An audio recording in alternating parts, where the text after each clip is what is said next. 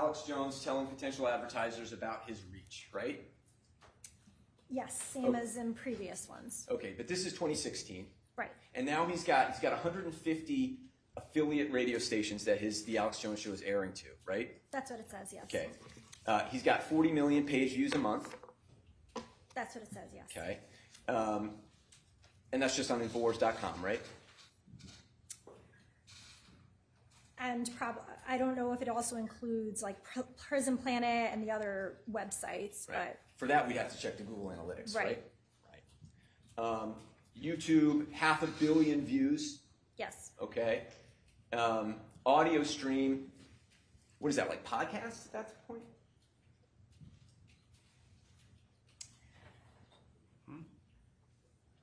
I'm not sure if that means a podcast or streaming of the videos on other platforms if they were posted elsewhere. So I'm not sure if that's what that means. You're not sure? Right.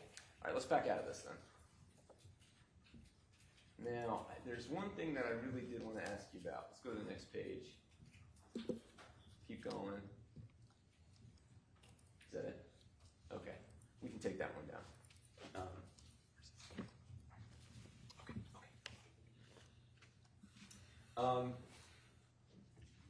Ms. Paz, is one of the ways that Infowars offered people to advertise with them that they would say, hey, we'll add a headline that looks like a news headline to our website, but it'll take our reader to buy something of yours. Did they ever do that? You mean to craft the ad in a certain way that it doesn't look like an ad, it looks like... Doesn't look like an ad. It looks like an Infowars news headline. I'm not sure. I don't know.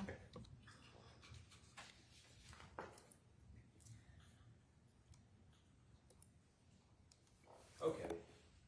Now, all of this audience that we've been talking about, remember when we talked about earlier about the business model? Yes.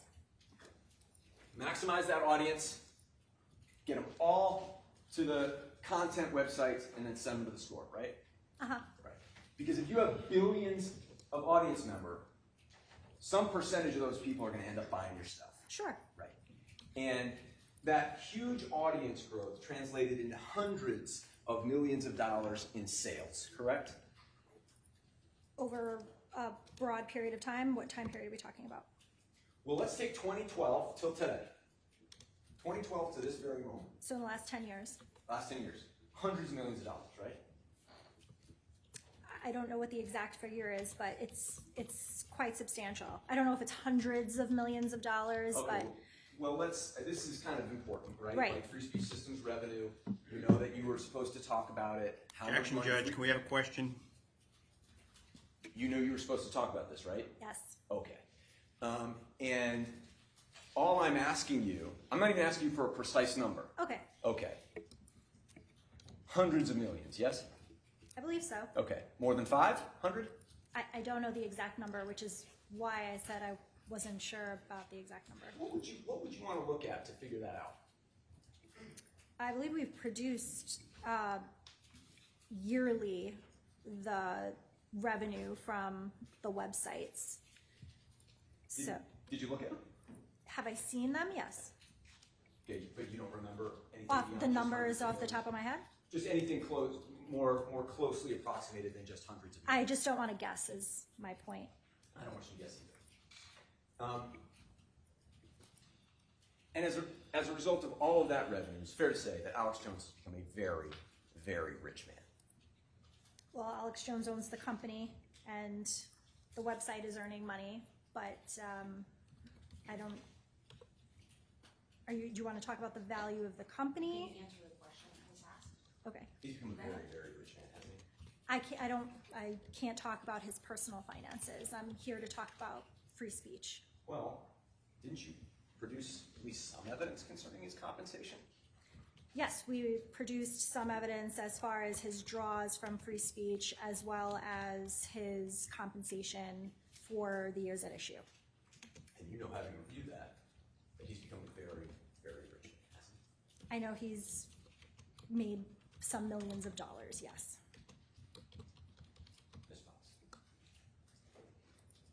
Some millions. Some millions. Would you like to talk about specific numbers? I don't recall the specific numbers. Has he made personally $100 million? I don't know what the number is. All right.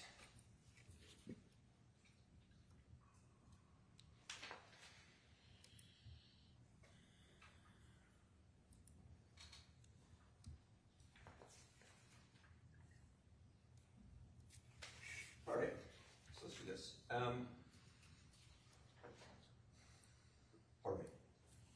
So, Ms. Paz, Alex Jones started the Alex Jones Show, pardon me, a radio show in Austin, Texas, correct? Yes. 20 years ago, something like that. Long time ago, yes. And shortly after that, he formed Free Speech Systems, or Infowars, right? Yes. And the reason he formed Free Speech Systems was to create a platform for him to make money off of his radio show, right? Well, right, to expand the radio show, to build that brand, build that practice, yes. Okay. Thank you. And he was syndicated across the country. We saw the 150 affiliates. Right, on the radio, yes. On radio, okay. And that's when he started his website, Infowars.com, right? Right, at some point thereafter. Okay. And Infowars.com started to publish articles, right? Right. It styled itself as a news website, yeah? Yes, yes. And he started to sell stuff too, right? Not supplements at that time. He was selling. Objection, which time, Judge? I'm talking about the early 2000s when he get started. The very early period that, Yeah. no, so I mean, at some point, they weren't selling supplements when they first got started. Right. Right, but I can't remember the year after that, but it was sometime later. Yeah. So at first it was like DVDs he was selling, right? Yeah, Okay. He was selling some merchandise. Yeah. right. Selling some ads, right? Yeah, here and there, I mean, nothing crazy. He had a magazine that he was selling. He did have a magazine, yes. Right. I've seen the magazine.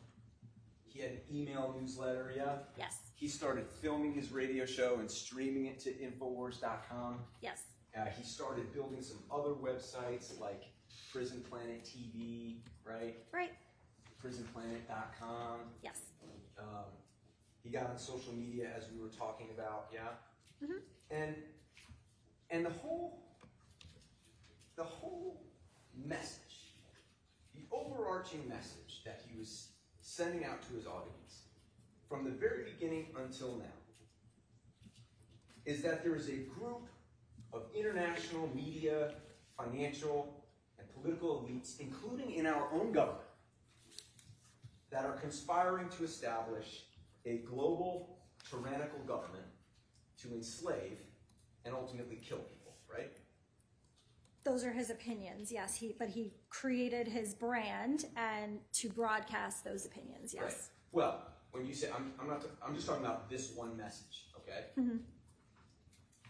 I'm not asking you about an opinion because Alex Jones tells his audience that this is in fact the case, right? That global elites are, Let me read it to you again. Sure. Okay. Alex Jones has conveyed to his audience for the past 20-some years that there is in fact a global conspiracy of international media, financial, and political elites, including our own government, who are conspiring to establish a global tyrannical government to enslave and ultimately kill people, correct? he has said that, yes. And he hasn't said, hey, this is just my opinion. What he said to his audience is, this is in fact happening, right? That's what he thinks is happening. And that's what he tells his audience to believe, correct? Yes. Okay. And one of the ways he gets his audience to believe that is by telling his audience that he is a journalist, right? I know he has said that he is a journalist, and I have talked to him about this particular issue. Okay. But he has said it on a couple of occasions. Yes. A couple of occasions? I don't know how many times, but the Okay, broad. You're under oath here, we're in a court. Yes. So let's just say. Objection, Judge. Can we have a question rather than admonishments? Well, I think it is important for us. Objection, Judge. May we have a question rather than argument? Question. All right. So just to be clear,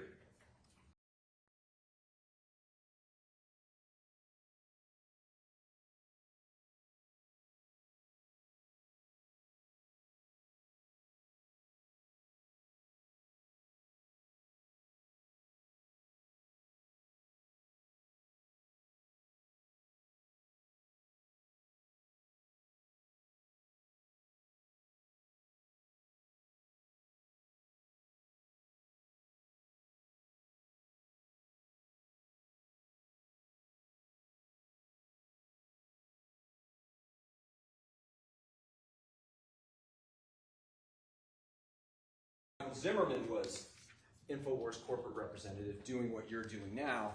He testified that this was on Infowars.com website in 2015, correct? Yes, All I right. do recall seeing this. All right. And let's go to, let's see if I think it's right between the first and second page. Do we have it here?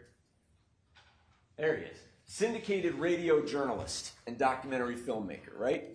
I see that, You can yes. take that down. Okay. So in 2015, when his website is getting millions and millions and millions of views, they're seeing that he's a journalist, right? That's what that says. Right. He didn't say it a couple of times. He said it every time somebody came to his website. Well, I mean, it's on the website. Right. So it's however many times it's viewed. Well, we know how many times the website was Right. viewed in 2015, right? Right. Okay. Tens and tens and tens of millions. Objection, Judge. Asked and answered in evidence. Overruled. Yes, we already talked about it. Okay. We can agree that's more than a couple? I'm sorry, I guess I misinterpreted you when he's saying it versus when it's being published on the website. Maybe I wasn't clear. I'm sorry. So sorry, confusion there. And so, getting back to my question, one of the ways that Alex Jones gets his audience to believe that there is this global conspiracy out to kill and enslave them is by telling them that he is a journalist, right? Objection, Judge. Asking her to speculate on the contents of another mind and its impact on the listener. Is the question whether the purpose, the reason why Alex said these things? I don't know.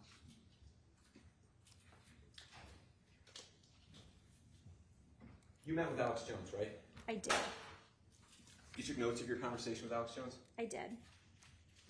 You put in all caps at the bottom of your notes that Alex Jones told you he is not a journalist? Yes. That was very important for for you to tell this jury, right? It was important for him to get across to me that that's what he thought. No. It was important to him that you tell this jury that because he knew that's what you were going to do. Objection, argumentative. She doesn't know what he was. I don't know if he knew I was going to tell the jury that, but he wanted me to understand that's what his position was. Well, he's paying you $37,000 to testify here, right? I was paid to do a broad array of analysis of the company and to testify in connection with the Texas litigation, and here, yes. So there's no question that he knew you were going to come here and testify to these people, right? I'm sure he- Objection, Judge. Again, calls for speculation in what Mr. Jones knew. He'll testify here. He knew you were going to come and testify to these people. Well, I'm sure he knew that I was designated as the corporate rep, and so that was my purpose, so And yes. he wanted you to tell them that he's not a journalist, right? That is the sum and substance of what my conversation was. But what he tells his audience is that he is a journalist, right? Judge, asked and answered. Overruled. He has, as we saw in the exhibit, yes. And he says that because he wants them to believe what he's saying is true. Asked and answered. Overruled. I can't say to what is in his mind, so All I right. don't know his purpose. He doesn't want his audience to know that he doesn't verify facts that he puts on the air, right? He doesn't want them to know that he doesn't do internal research? Is that what the question No. is? You know that Alex Jones does not verify the facts he's putting on the air, right? If he reads it somewhere, he will just broadcast it elsewhere. So he doesn't do any independent analysis of what he's reading He does, elsewhere. right? That's but right. he tells his audience that he does. Objection, that's mischaracterizing the testimony. Sustained.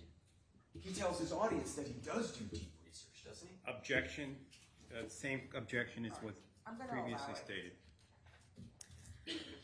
Is the question whether he has said that he has done deep research? Yes. I recall that he has made such a comment on at least maybe 1 or 2 occasions regarding Sandy Hook, yes. You recall the comment he made where he said, I did deep research and it just pretty much didn't happen, right? Essentially, that's what the quote is. And that's what he wanted his audience to believe, right? That's what he said on that particular occasion. All right.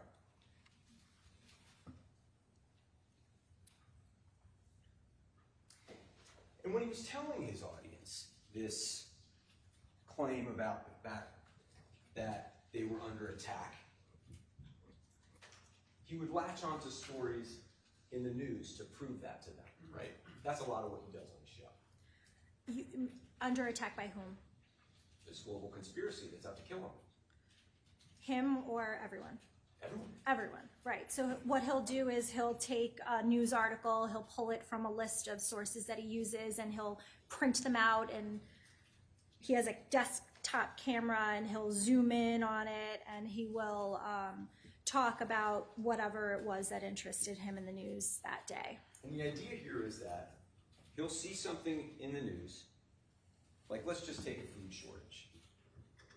You know that Alex Jones has told his audience that this global conspiracy is intentionally manufacturing food shortages to starve them, right?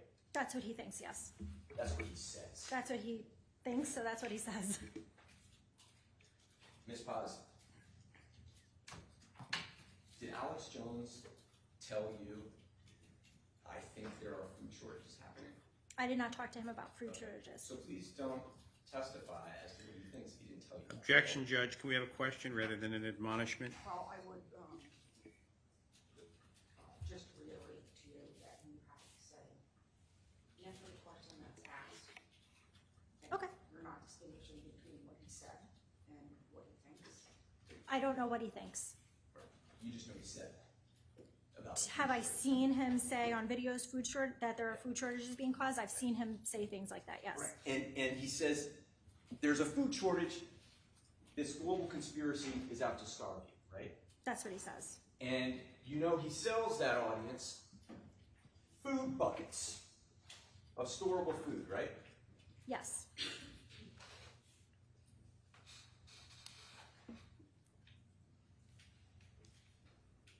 It's the best. And he says, don't let them starve you. Buy my storable food, right?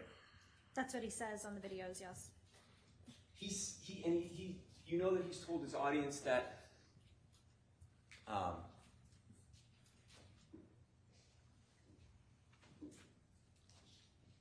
one of the ways that the globalists are trying to kill them and starve them out is by intentionally polluting the food and water supply. I believe he has said that, yes. And the way he tells them to deal with that is by buying his water filtration systems, right? I believe they are connected to the advertisement for that, yes. Right. And those same chemicals, in addition to poisoning the water supply, are sapping his audience's libido, right? I believe so, yes. And so he sells them to deal with that super male and super female vitality in order to fight back. Right, And to save themselves. Yeah? Right, they're connected to those advertisements for Right. those products. Right. And he says to his audience that this global conspiracy has intentionally released pandemics upon them to kill off a significant part of the population, right? I believe he has said that, yes. Including the COVID-19 pandemic.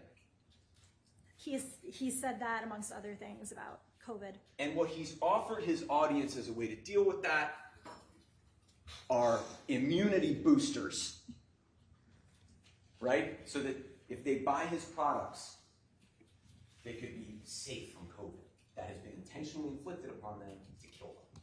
He has said those things, yes. And in fact, he's received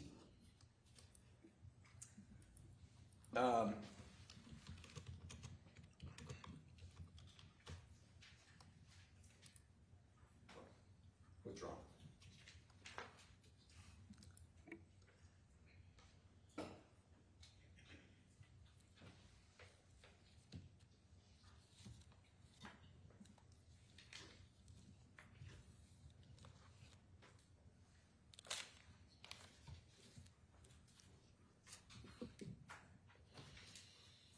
And the way he's able,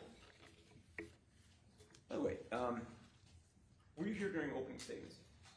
I was in the building, but I wasn't in the room. You weren't. Were you in the overflow room? No. Okay. You familiar with Alex Jones's product, Vaso Beet? I'm sorry, I'm not. Okay. It's like beet juice. Okay. I don't know. Do you know what Alex Jones says are the health benefits of beet juice?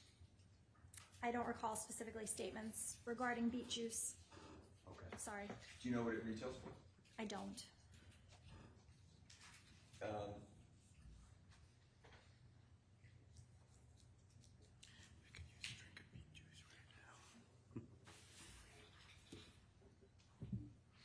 And the way, am I correct, that Alex Jones has been able to convince his audience to buy this stuff is by convincing them that he is the only one who's telling them the truth about this, right? Objection as to the form, Judge, calls for speculation on the contents of other minds. Can you rephrase the question? Sure. Free Speech Systems agrees that Alex Jones has built a very loyal following, correct? Sure. Okay. A very engaged following, yes? Yes. His credibility with his audience is central to his ability to sell them products, correct? I think he said that too, so yes. And that's why he tells them that when they come to InfoWars, he'll give them the truth and nothing but, right? I think that's one of his taglines, so yes. And he calls his audience truth seekers, correct? Yes. And even though Alex Jones is not a journalist, he tells his audience that he will deliver them the truth in journalism, correct? I think that's also a tagline, yes.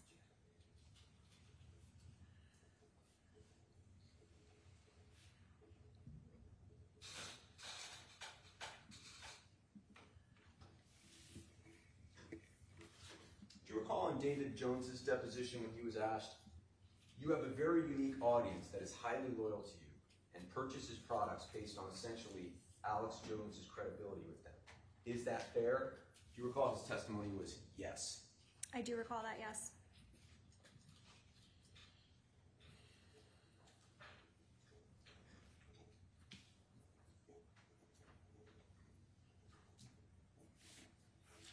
All right.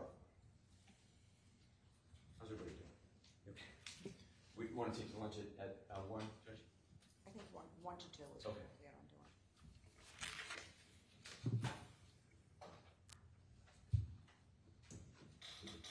doing. And not only was he telling his audience that they can count on him for the truth,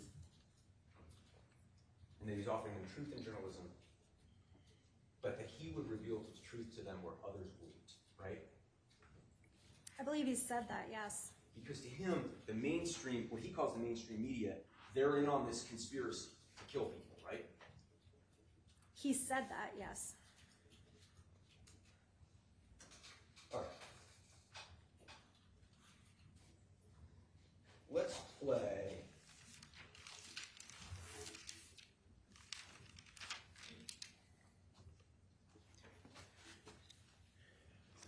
One moment, Your Honor, if I may.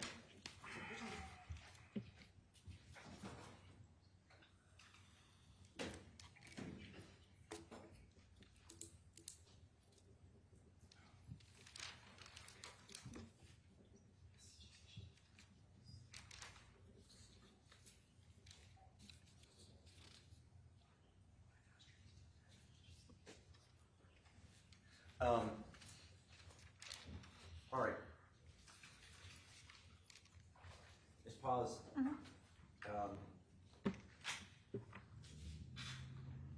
you're aware that on the day of the Boston Marathon bombing, Alex Jones was broadcasted, correct?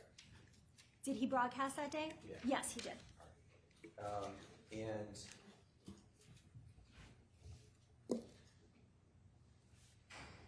I'm going to play you a clip from Plaintiff's Exhibit 10, which is being admitted as the Alex Jones broadcast on April 16th, 2013. This will be Exhibit 10A. It is a full This is exhibit, Your this Honor. morning, Your Honor. This is the clip, sir? Yes, Which one? 10A. Thank you.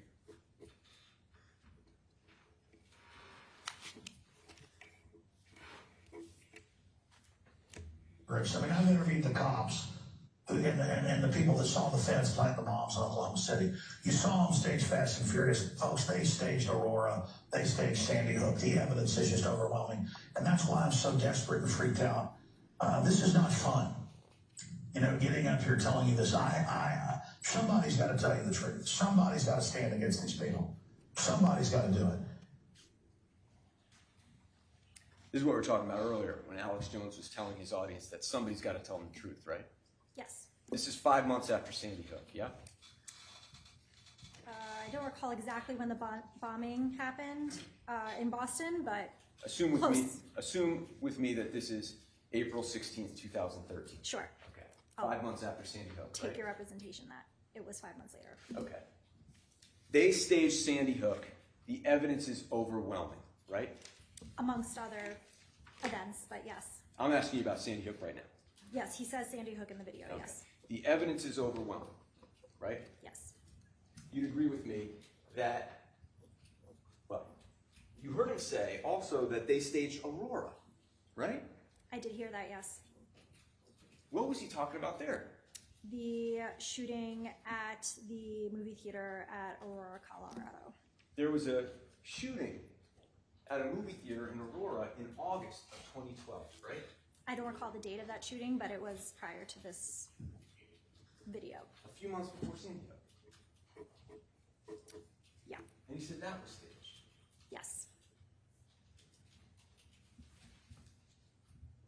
Because one of the things that Alex Jones does is he tells them that these horrible mass shootings are actually hoaxes, right?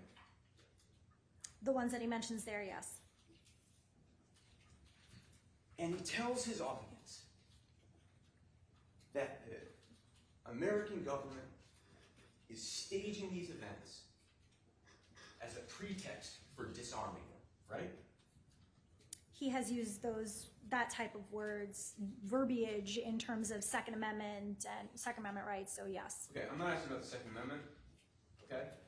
I'm asking you to confirm that what he's saying is that the hoax is intended to disarm the American public, correct?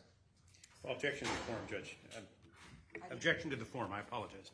In this clip? No. Well, look, let's just talk about Sandy Hook, right? Okay. He tells his audience over years and years and years that Sandy Hook was a fake hoax event, and the reason these evil globalists faked it, is because they wanted to create a pretext for disarming. That's what he says to his audience, yes? That's one of the things he says about Sandy Hook, yes. And the reason these evil people want to disarm you is so that it's easier to enslave and kill you. That's the threat, right? That's what he says about various shootings, yes.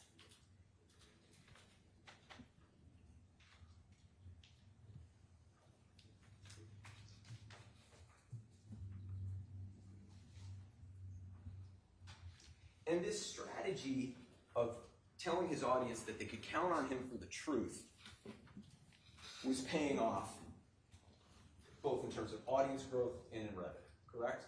I'm talking about the period, let's say, leading up to the Sandy Hook shooting. The strategy related to what? I'm sorry, I don't understand What we've the been question. talking about.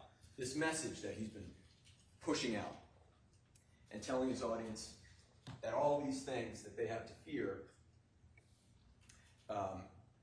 A, he has remedies for that he'll sell them, and B, he's the only one that'll tell them the truth about it. That strategy's working for him, right? Well, if you're looking at the social media numbers and the visits to the sites, yes. But even before Sandy, that was the strategy and it was working, right? I think it's been the strategy. I think it's been his strategy. And in 2011, he was profiled in Rolling Stone magazine, correct? I don't recall. I don't know if I don't recall. I'm sorry, as I sit here.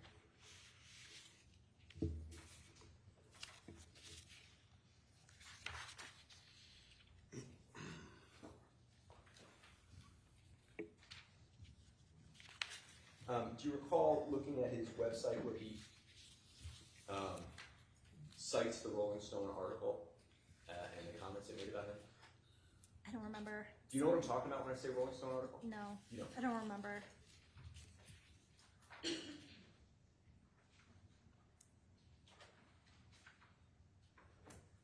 Okay. Let's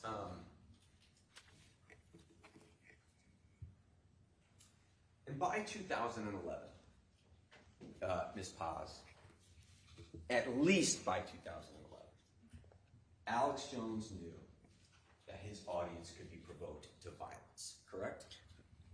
I don't know what Alex knows. Free Speech Systems knew that its audience could be provoked to violence. Judge, may we approach? Objection, may we approach? Yes.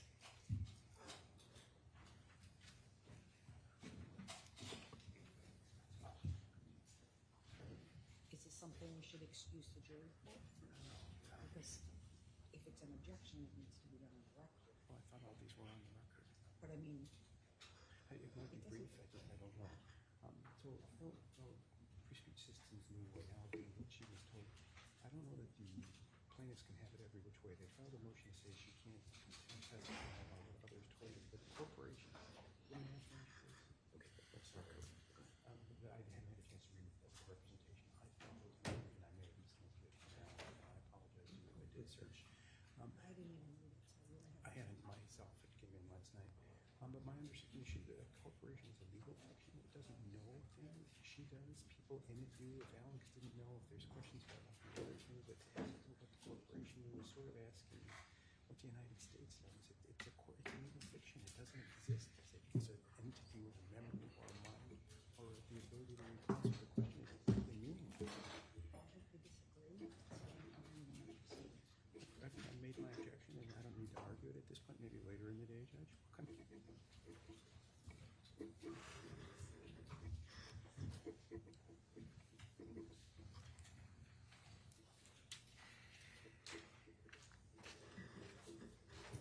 May I continue, Your Honor? By 2011, Free Speech Systems knew that Alex Jones's audience could be provoked to violence, correct? I don't know. Are you referring to a specific incident? Well, I'm getting there. But is your answer, I don't know? I don't know what you're referring to. Okay. And one moment, Your Honor.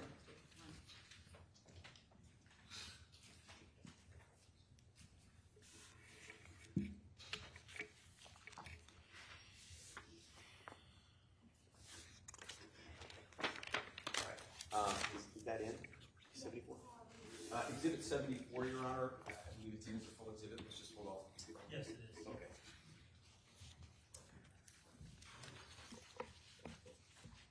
All right. Now, are you familiar with this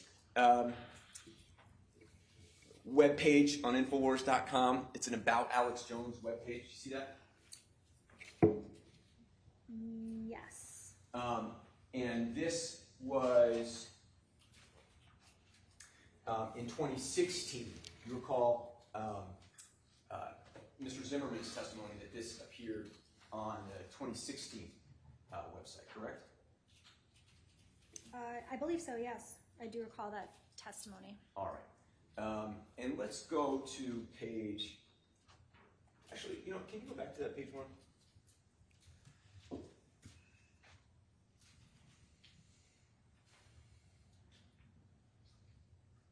Okay. I don't want to belabor this point, but in the second paragraph there, it says that he routinely breaks huge stories, right?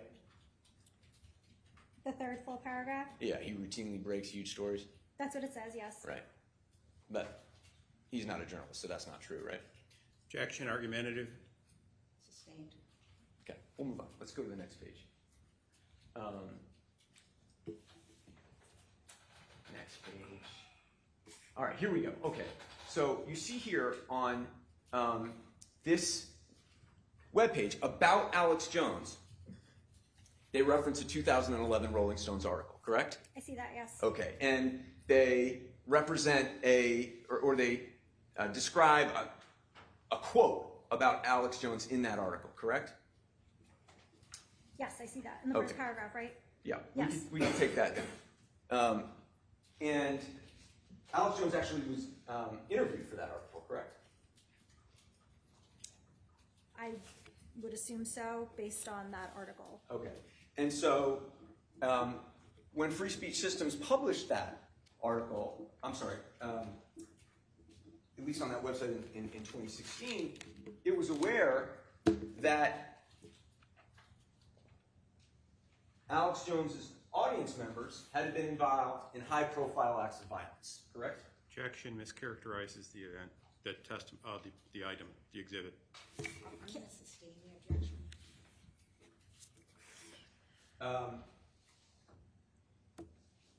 Do you know who Jared Loughner is? No, it doesn't ring a bell, sorry. Okay. Do you recall the assassination attempt on Congresswoman Gabrielle Giffords in Arizona? Yes, Okay. Do you recall when that happened? I do not know. Okay. And the Free Speech Systems acknowledges that Jared Loughner was a big fan of Alex Jones, correct? I don't know anything about him, so I can't say. You haven't read that article. No.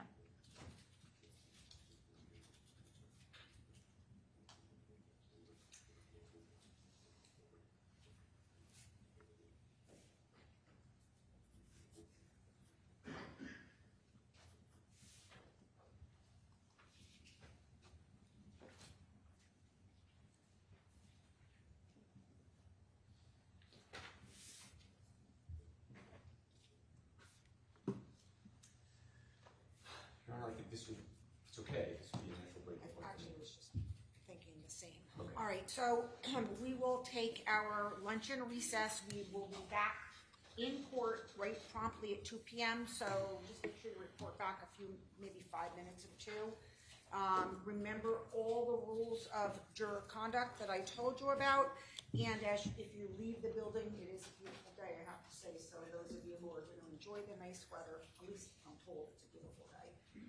Just make sure you avoid any of the lawyers or any of the witnesses or any media as you re-enter the building. I'm going to stay on the bench and address something with counsel. So we will see you back after lunch, and Mr. Ferrara will retrieve your notepads and secure them.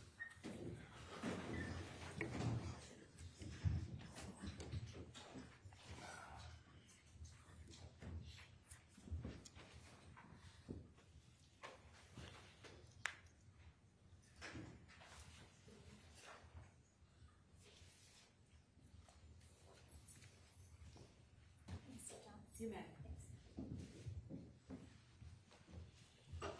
So I just, please be seated. I just want to clarify that I really don't want routine objections raised at a sidebar. I want them in open court. It is on the record, the sidebars, yes, but I want the objections made routinely. If there's an issue where you want to have an opportunity to speak with counsel or each other or the court on some issue. Understood, Okay. Judge. It was more than a one-word one, and I didn't think it was appropriate to raise it in the jury's presence. Well, then I also don't have, we really have not moved them very much, so if there is some argument that needs to be made outside of the presence of the jury, I'm happy to do that as well. Understood. Okay? Thank you. All right, so I hope everyone has a nice lunch, and we'll start promptly at 2 p.m.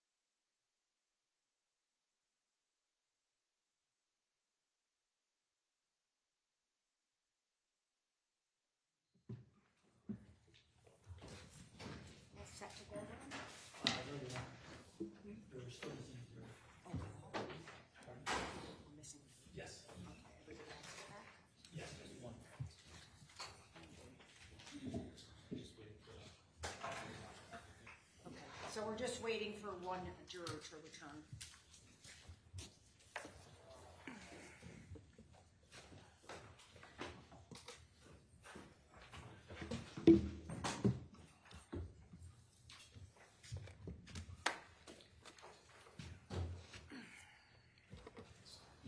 Judge, while we wait, may I return a call in the foyer if I keep an eye on the courtroom? Sure. I do have one minor issue, though. This I would like to talk to the attorneys on a sidebar about briefly. Sidebar, Your Honor? Yeah.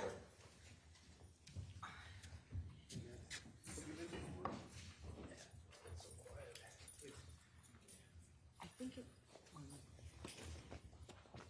would be a good idea if we had our witnesses put their Apple Watches and devices on maybe airplane mode. So, okay, in this day and age, because it's almost like taking a cell phone up. And so, I'm sure it was nothing, but when I see a witness looking at an Apple Watch, either there's no clock in here, but I think just as we move forward, does anybody think that's a problem? Because I have mine on airplane mode. Because you may not be, but we have a lot of witnesses, and you just never know. My mother calls and texts me all the time, so mine's on constant. I think it's good. Like, Mom, I'm trying.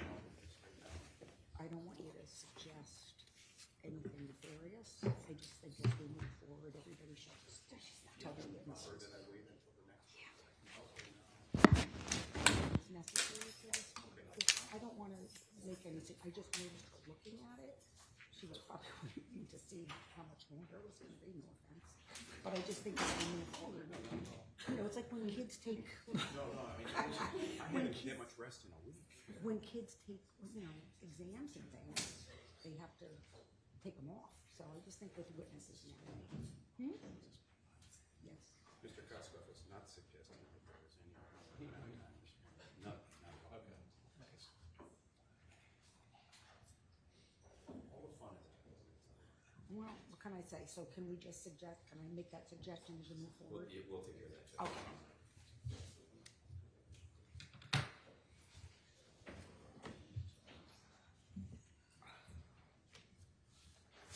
So they're going to text you, Ron? We are set now? Okay, the juror's on the way down, so it should only be another moment or two. Oh, you have to go upstairs? Yes. Okay, it'll be 2 or 3 moments. You have plenty of time, Attorney. Thank you, Judge.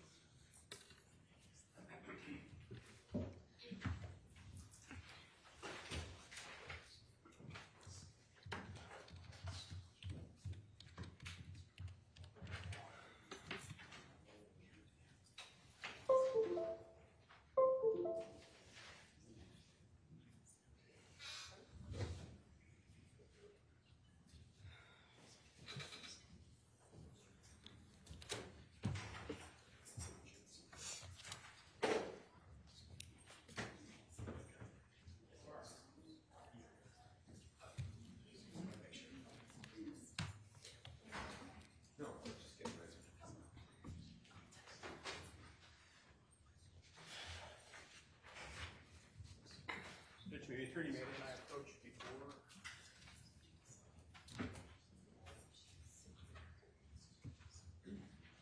If the attorney made it close to the end of the day, I would like to learn until tomorrow morning so that I can actually read the bench memo and claim my attorney on. How much longer do you want? I think we will get to the end of the day.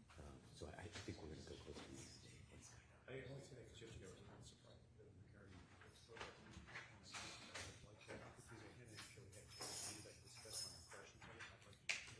So you think we're going to go read it anyway?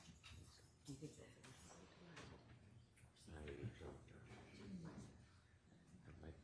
If you're not, let's talk again, because since we went right to fight yesterday, if you're not going to finish it or anyway, just going to turn the classes.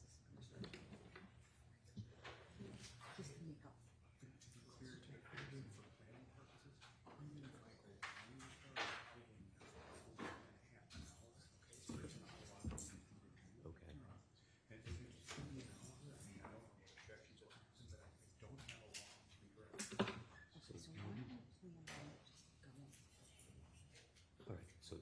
we're just gonna stop at 4:30 no matter what. Because you're not gonna finish. Some place for that.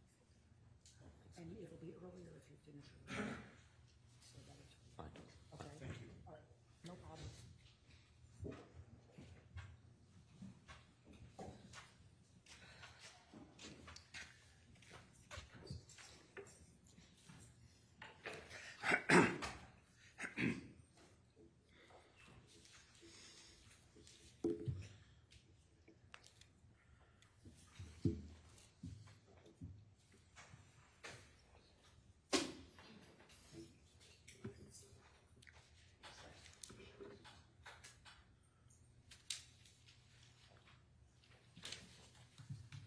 So,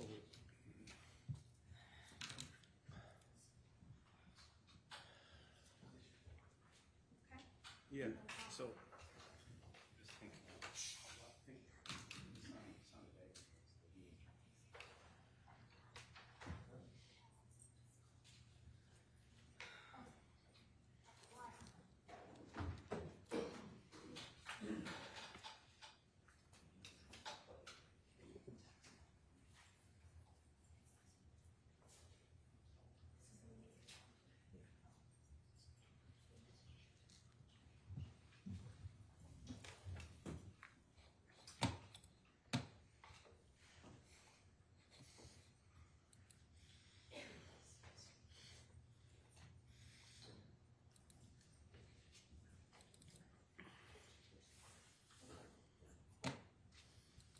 Hey, Chris. Hey, Beth. Sorry.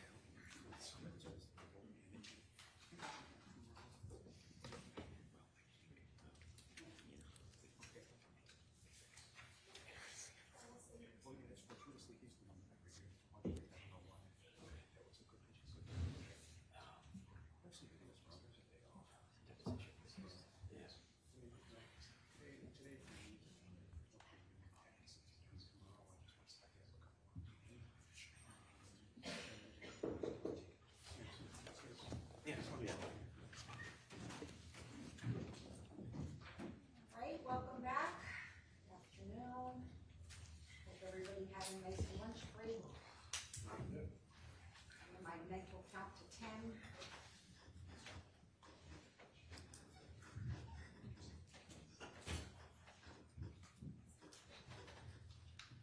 Thank you, Ron, for distributing the notebooks, and the record will reflect that our jury panel has returned. Please be seated, everyone. I will share with you some news, like we just had a sidebar. We plan on ending today no later than 4:30. We went a little late, almost right to 5 yesterday, which, and I told you we usually end around 4:45, but we are going to end no later than 4:30 today, just so you know. We'll still take probably a 10-minute or 15-minute recess, but just so you know. All right, so, Kaz, do we still have water in there, Ron, in the picture? Yes, ma'am. Thank you.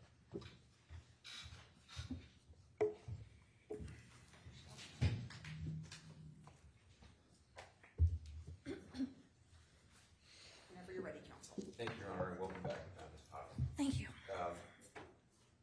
So when earlier this morning we were talking about the relationship between the content that Alex Jones publishes, the audience he builds, and the revenue he generates from it, right?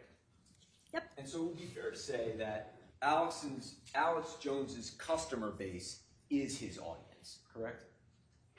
That's correct. Okay. And I think we were talking earlier about the social media activities of Alex Jones and InfoWars prior to 2012. You remember that? Yes. Okay, and you testified that, I think you testified that in preparation for your trial testimony, you actually hadn't reviewed any of the social media data for InfoWars, right? Right. When I went to Okay, review I'm sorry. material, right, I asked for it and I didn't receive anything. You didn't receive it. Right. And I'm not trying to cut you off. I just want to make sure that you don't go beyond the question I asked you. Is Sure. that fair? Okay. I'm not trying to be impolite. Okay. So you haven't reviewed any of it, and we saw that the only data that we presented to you and that were provided to us started in 2014, right? Yes. Okay. And because you hadn't reviewed any data, I think you weren't quite prepared to testify about the extent to which Alex Jones and InfoWars were using social media before 2012. Correct. All right. So what I'd like to do, Your Honor, is play a clip from Alex Jones's deposition that he gave here on this issue, and that is a clip beginning at page 60, line 18 of his April 5th deposition. April 5th, 2022? Yes, sir. Exhibit number? It's just an admission, Your Honor. Oh, okay, so it's not, very well.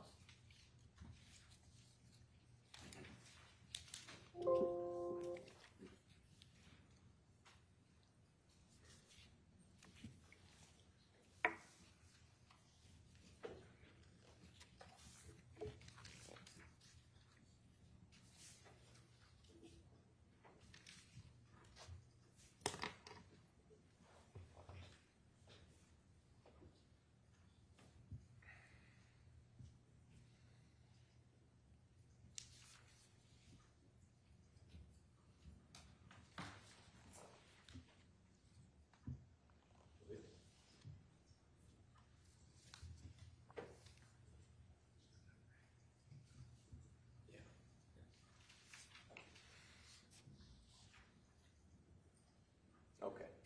That's okay. That's all right. May I approach, Your Honor?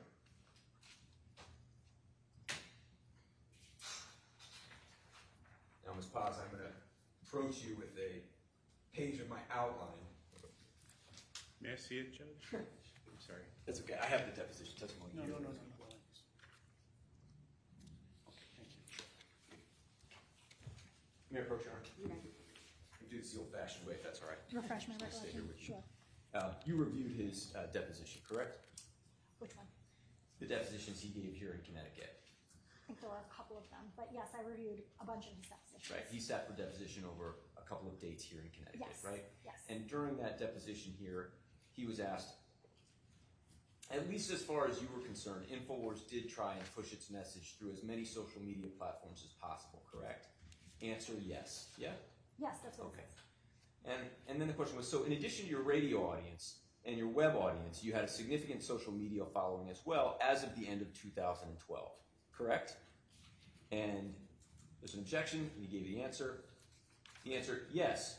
We had, pretty good sized social media thing. It wasn't anywhere as big as it has got now, just in total how big social media is. But we definitely had some audiences that were tuning in and really coming to us. That is what those are. It is like an advertisement for your show, right? That's what it says, yes. Okay, question, right. They see you on social media and then they come to your website, right? Answer, yes. Right. Question, they could see a post of an article that somebody has posted on social media and they say, I will go to InfoWars and check it out, right? Answer, yes. Yes. Question, and then hopefully when they're at InfoWars, they will buy stuff from you, right? Answer, yes. Yes. And so, based on Mr. Jones' own testimony, it's fair to say that as of the end of 2012, he had a substantial social media following, correct? That's his testimony, yes. All right. And that ever-increasing audience across all the social media platforms meant ever-increasing profits, yes? Yes. So we've shown the jury some of these Google Analytics, but because we are going to get into December 2012 right now, I just want to set it up by having Exhibit 120 up again.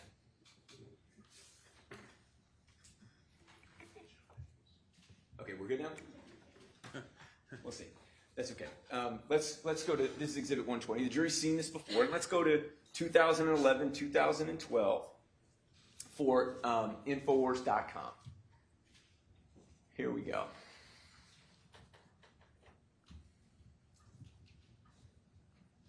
Thank you. All right. So we see here, and we've looked at this before, just on Infowars.com, okay, in 2011, Mr. Jones had 208 million page views, yes? Do you have that before which you? data were we at? 2011 in the year totals. Yes. Okay. He had 208 million page views, correct? Yes, I see that. Okay. 32.4 million users. I see that, yes. 85.1 million sessions, correct? Yes, that's what it says. Okay. And as of the end of 2012, those numbers had increased if you go to the year totals, correct? Yes. Okay. And although we don't have the totals just from January through November, fair to say that as of December 2012, Mr. Jones was again sitting on over 250 million page views on Infowars.com and over 119 million sessions and about 49 million users. Yeah? Yes, that's what it says. And he also had Prison Planet TV and PrisonPlanet.com during that time. Yes.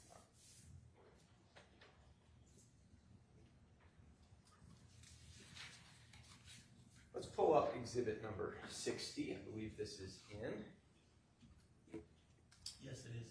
Okay. Okay, and let's just pull that up. And I showed the jury this in opening. This is a still shot of the Alex Jones show as it looked in December 2012, correct? Yes. That's the studio he was in at that time, yes? Yes. Okay. Much smaller studio than the one he's in now, correct? Yes, I know the newer one is bigger. And if we go to Exhibit 80, this is also in evidence, Your Honor.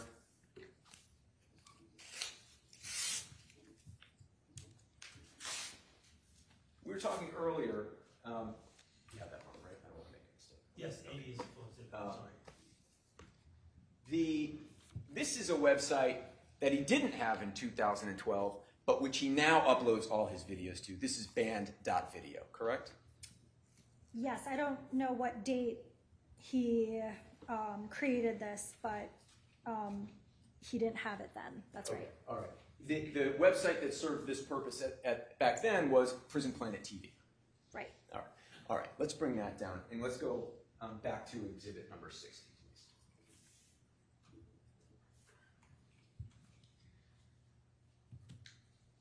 All right.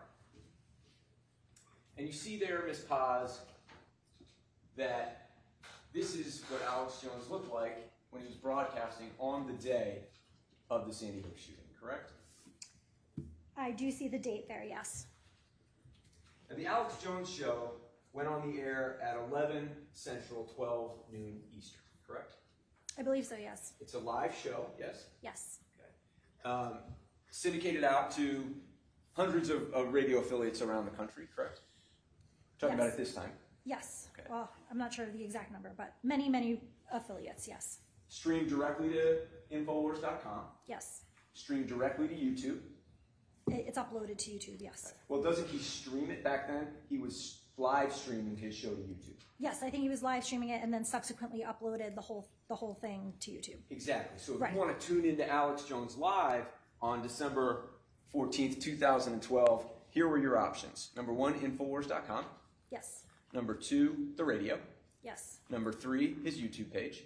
Yes. Number 4, Facebook. I'm not sure if it was live on Facebook, but he did upload video clips to Facebook. Okay.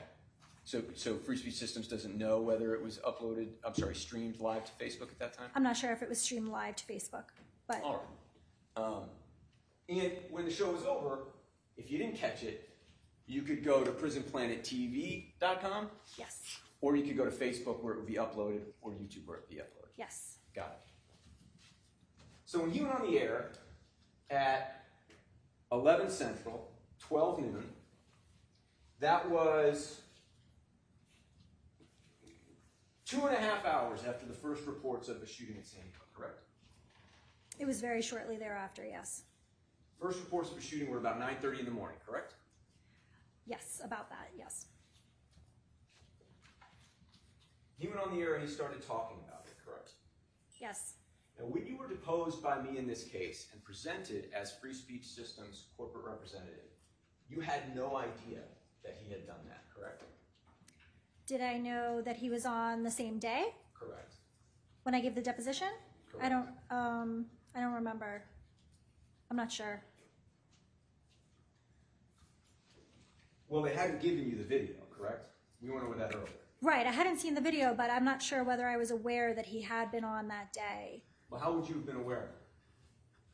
Well, he's on every day. No, I understand. So he would have been on that day anyway because he's on every day.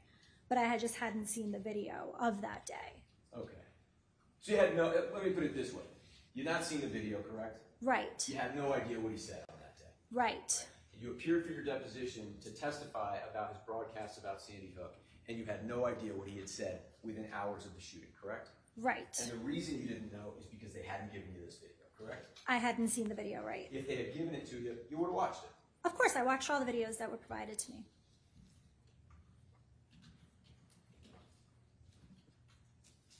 And Alex Jones titled this video, "Connecticut School Massacre Looks Like False Flag Witnesses Say," correct? I believe so, yes, we talked about that this morning. And the term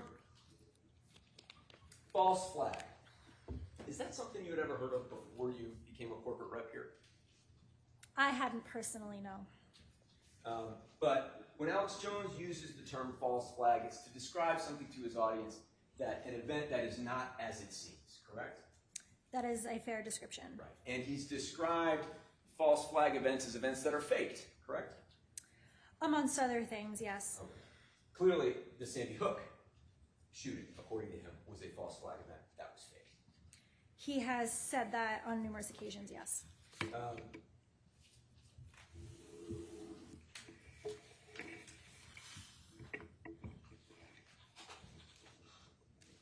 And now this was a 4-hour segment of his show, right? He's on for 4 hours.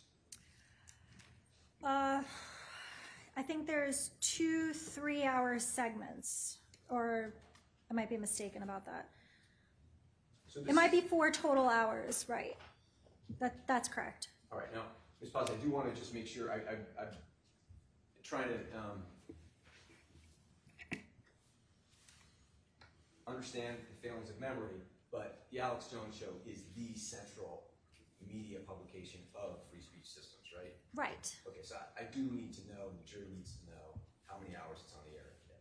I think it's 2 3-hour segments. I think that's what it is, but I could be mistaken, so I'm not sure. But I thought it was 2 3-hour segments. Okay, so since you're not sure, you can't testify to it. Fair?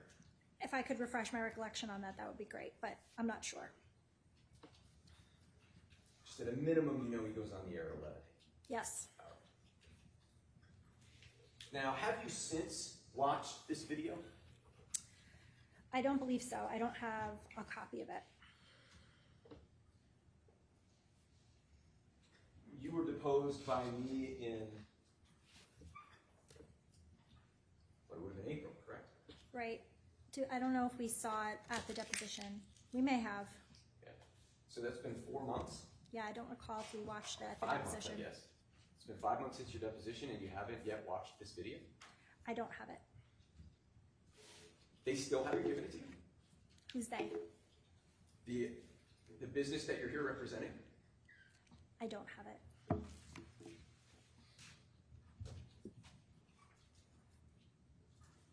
Okay. Well, we're going to play it. So why don't we start with Exhibit 1B. Actually, you know what? Hang on one second. You've already testified that the title that Alex Jones gave to this video, "Connecticut School Massacre Looks Like False Flag Witnesses Say," was false, correct? Yes, I think we talked about that. Okay. And it's also true that as of the time Alex Jones went on the air within 3 hours of the shooting, he had done zero to investigate the circumstances of the shooting, correct? As of that date, right. As of today's date, 10 years later, Alex Jones has done zero to investigate the circumstances of the Sandy Hook shooting, correct? I don't think he's personally done anything to investigate it, no. Right. Let's play Exhibit 1B, please.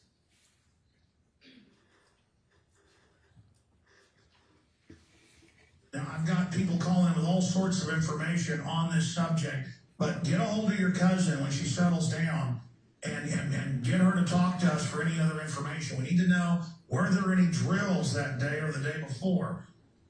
Did she know anything? Did she have anything about other shooters, or was it that she never saw the shooters? Well, I had asked them if it was supposedly because they have a lot of security at that school. You have to ring a doorbell in order to get into the school. Yeah, of course, which is another side of this, yeah. It's one of these federal model schools. The thing that just scared the daylights out of me, I had a call right away, is I asked them, did they ever train for this? And my uncle said yes. Within this school year, since September, they have trained for incidents like this.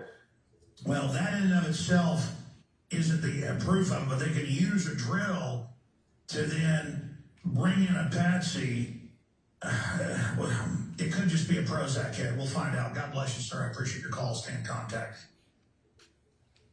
Did you hear Alex Jones asking about whether there were any drills? I did hear that, yes. And the caller didn't say anything about that, right? That was Alex Jones, correct?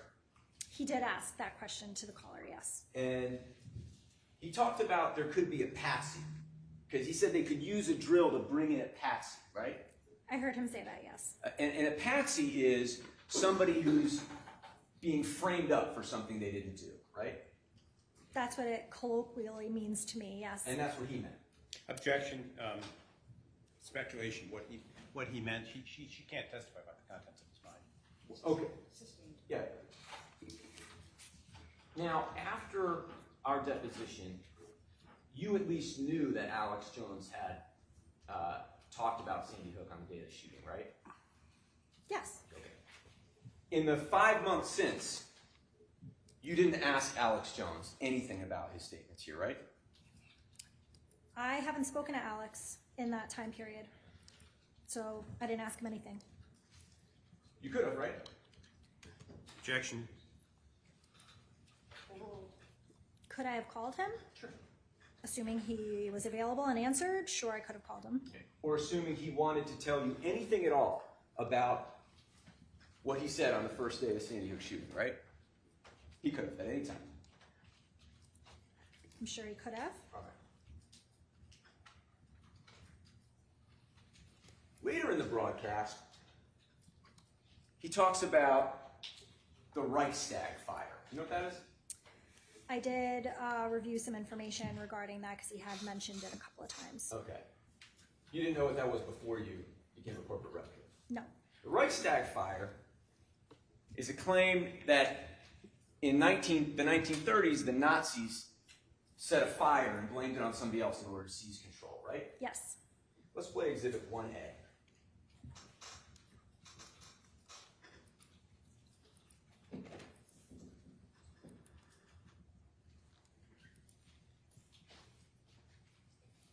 Oh, I told them to put the news on at the barbershop, and they said, oh, I bet you're going to think it was an inside job. And I said, I'm not saying that it was, but I wouldn't put it past them. And they were like, why would they kill innocent children? And I said, excuse me? I said, abortion, vaccines, and putting in food or water. These people are Satanists. Yeah, why did Hitler blow up the Reichstag? To get control. Why did government stage these things? To get our guns. I mean, why can't people get that through their head? I don't know, and it's so frustrating. I live in New York City. We're not even allowed. You have to jump over like 300 buildings just to get a hunting rifle possession permit. So here, within hours of the Sandy Hook shooting, Alex Jones is comparing the American government to the Nazis, correct? Objection, that mischaracterizes it, Judge. Mischaracterizes the evidence, goes beyond it. My interpretation of that was, that's an example. He compared, on the clip that we just saw, the American government being responsible for staging Sandy Hook to the Nazis, correct? I don't know if I used the word compare, but he was raising this as an example of false flags. Why do governments stage these things to get our guns? Why can't people get that through their head? That's what he said, right? That's what he said, yes. Let's play Exhibit 1E. So was that 1E, sir? E. They have hit the ground running in a build-up, and I said, this is the attack Look, people got to find the clips the last 2 months. I said they are launching attacks. They're getting ready. I can see them warming up with Obama. They've got a bigger majority in the Congress now, in the Senate. They are going to come after our guns, look for mass shootings. And then magically it happens. They are coming. They are coming. They are coming. They've already taken over healthcare. The premiums are doubling. They're bankrupting that. They're already shipped GM to China. They are going to gut this country. They're going to shut down the power plants. They're going to bankrupt us. They are re-educating us. Just like we were Ukrainians and they're Russians. They want us bankrupt. They want the counties and the cities bankrupted and federalized.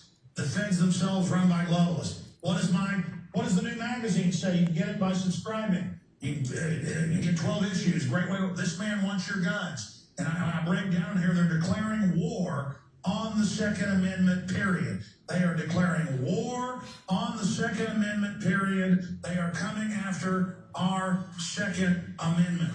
It is happening. They want to kill America in 2013. That is their goal. That is what they want. They are moving to do it. Send your tips to Real Alex Jones on Twitter. Tell me what you think. Comment in the articles. I'll be reading what you're saying. We'll have more reports Sunday 4 to 6 and more reports tonight on the Nightly News 7 o'clock. PrisonPlanet.tv. Is that the first time you've ever seen that? Yes, I've never seen that before. And he tells his audience that they want to kill this country. You heard that? That's what he said, yes. They want to destroy the Second Amendment, right? That's what he says. They want to gut this country. Did you hear that one? That's what he says. They are coming, they are coming, they are coming, right? That's what he said.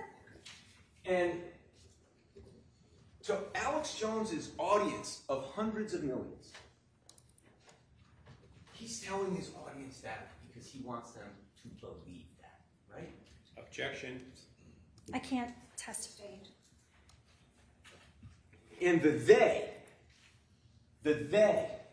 who want to kill this country, who want to attack the Second Amendment, who want to take their guns, they are the people who staged this thing, right? The people he's alleging staged Sandy Hook?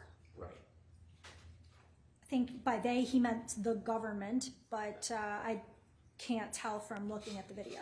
And the they that he ended up saying staged Sandy Hook were the families you see right here, right? I can't say that from watching this video, no. Oh, no. But you know that from watching other videos, that he called these families actors, correct? I know he has used the term actors in Right. relation to some of the families. That they were part of this plot, correct? I have watched videos in which that's alleged, yes. Right. And so the families that he described as actors and part of this plot are the ones who are trying to kill this country, correct? I can't say that from watching this video, though. You can't say that from watching the video you just saw? No, I can't. Now, at the end, he tried to sell a few magazines too, right? Yes.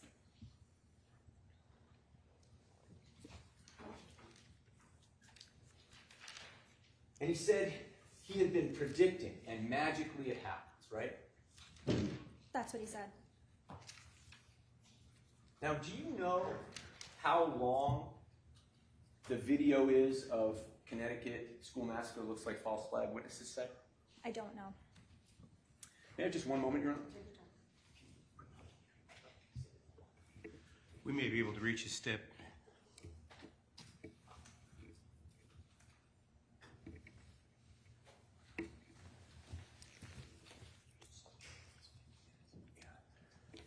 All right, so Chris, excuse me, Judge, I'm sorry.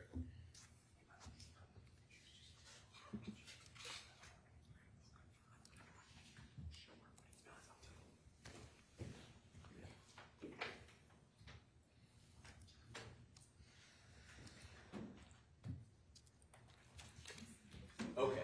And if you, in your screen here, I will represent, Your Honor, that what we are now displaying is Exhibit 1, not a clip, but the full video, okay? And you see there, ma'am, on the screen, that the full length of the video is 50 minutes and 1 second, right? That's what it says. Okay. And although you don't know for sure how long the Alex Jones show is, you know that it's at least 4 hours and maybe up to 6. Yes. Okay. And so whatever happened in the other 3 or 5 hours, or however many hours he was on the air that day, talking about Sandy Hook, you don't know, correct?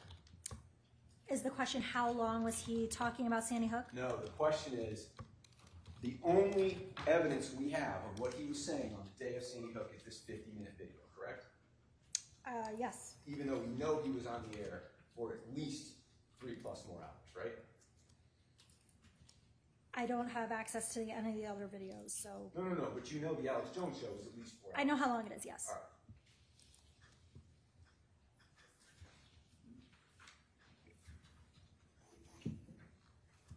And it's fair to say that Alex Jones was making these comments as families were rushing to the firehouse to find out what happened, correct? Objection argumentative. Sustained.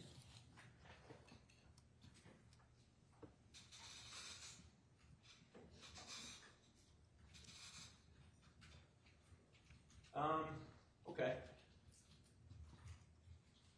You already testified that you know the shooting was about 9:30, right? Thereabouts, yes.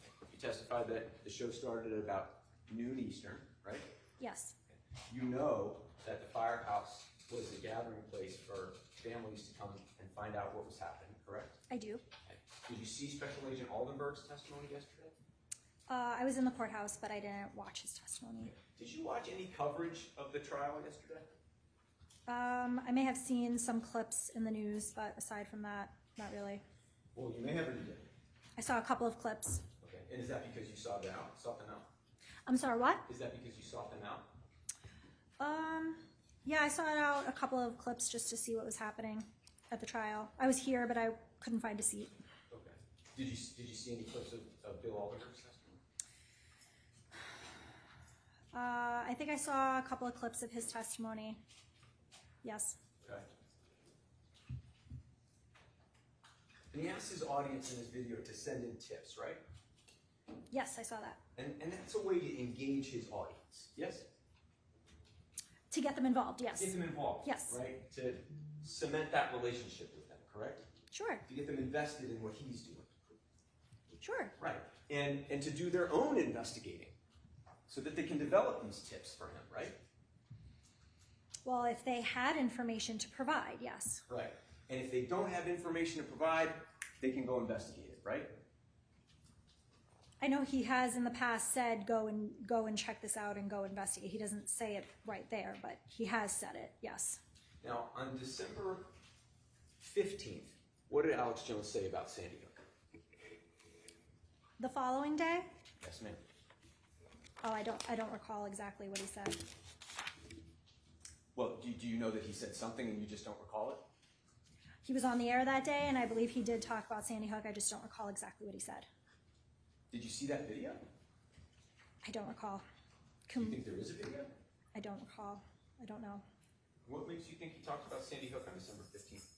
I don't know. I said he was on the air, and so I don't know what he talked about. Okay, thank you. Okay. I thought you said that he was on the air and he talked about Sandy Hook, Yep. but what you're saying is, well, actually, Ms. Paz, let me correct you, because December 14th was a Friday, right? I don't know. I don't recall what day of the week it was. Okay. We'll stip. It was a Friday. We can agree? Sure. Alex Jones isn't on the air on Saturday, is he? Objection. It's not, I mean, objection. I don't want to say the obvious, but objection to the form is assuming a fact, not an evidence, that he's not on the air on Saturdays. Overruled. Is he on the air on Saturdays? Sometimes I think he is. I don't think it's every Saturday. But if this jury wanted to know what Alex Jones said about the Sandy Hook school shooting on Saturday, free speech systems can't tell them, right? I don't know as I sit here now. And what about on December 16th, the Sunday? Alex Jones does have a 2-hour show on Sundays, right? From 4 to 6? I'm sorry? From 4 to 6?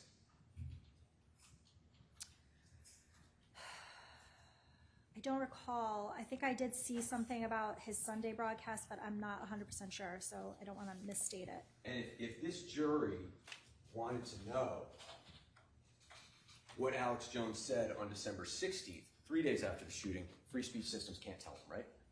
If I didn't watch the video, if there is such a video, then I can't say anything about it. Now's our chance. You're here. I don't know is Okay. my answer. So free speech systems can't tell them, right? Correct. On December 17th, though, just 3 days after the shooting, what we know is that Alex Jones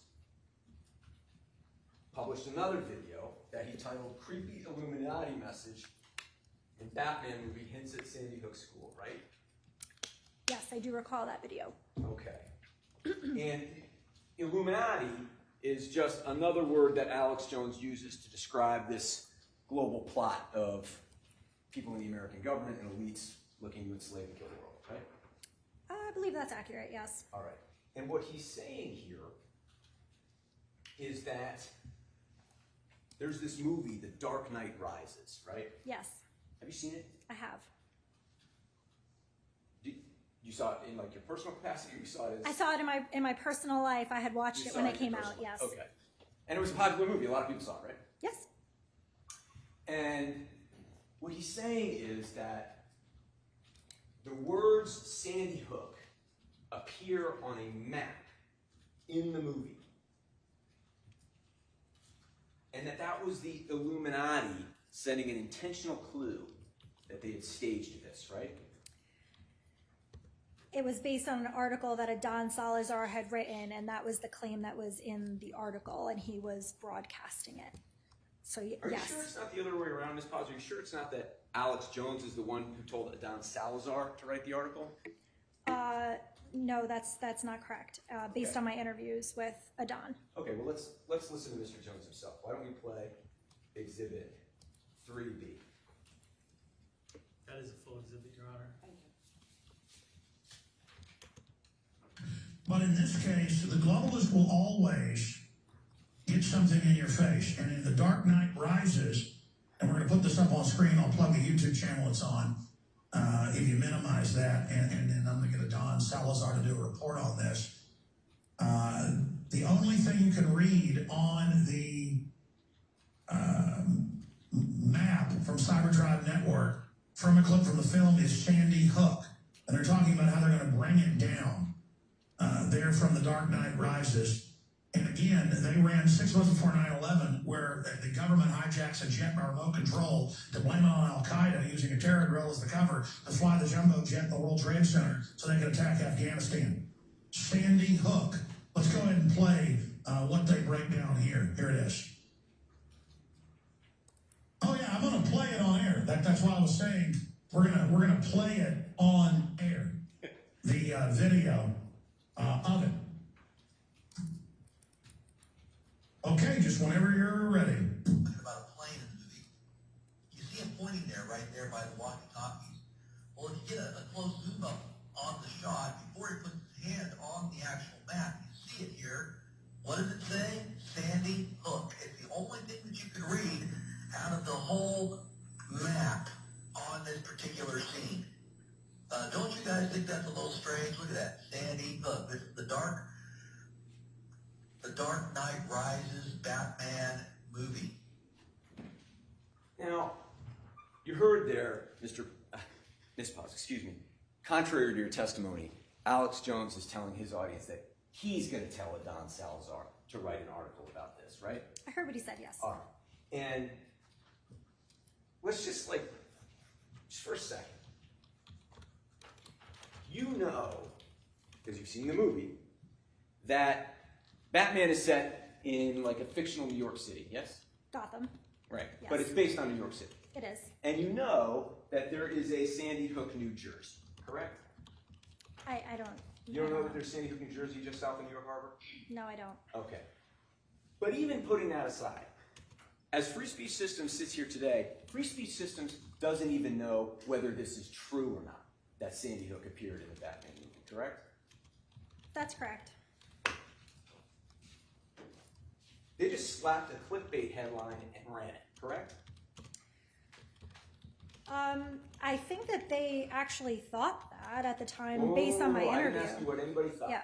Because what Free Speech Systems is telling this jury Well, objection, is Judge, that he did. it doesn't He even said, know excuse me, whether this is objection, true. Objection, it's So argumentative. let's get the question out, Yeah. and then you can see your objection. Now I've put you either My question is, don't answer, obviously. Free Speech Systems is telling this jury that it doesn't even know whether this is true or not that Sandy Hook appears in the Batman movie, right? No objection to that. I'm sorry, I Judge. was. No objection to that. I didn't do any independent investigation into the veracity of this, so I don't know. Right. Well, it was your obligation to do independent investigation, correct? My obligation was to find out what we knew as a company and what the employees knew as a company during the time period. And what you're telling this jury is that having done all that, Free Speech Systems doesn't even know whether this is true.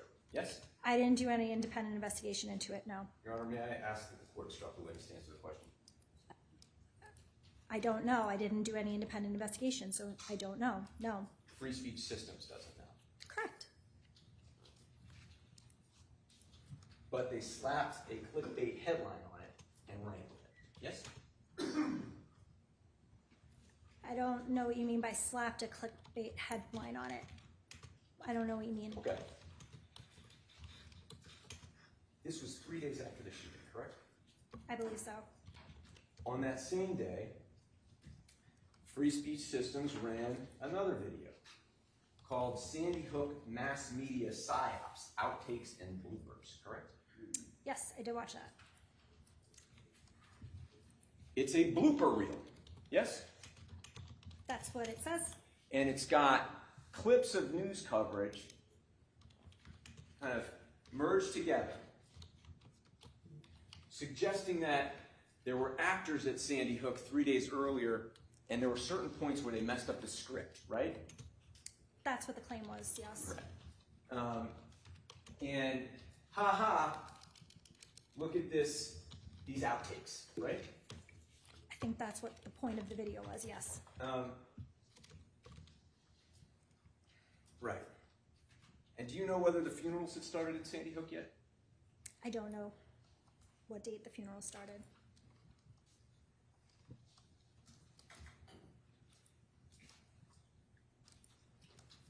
Okay. Let's go to Exhibit 61.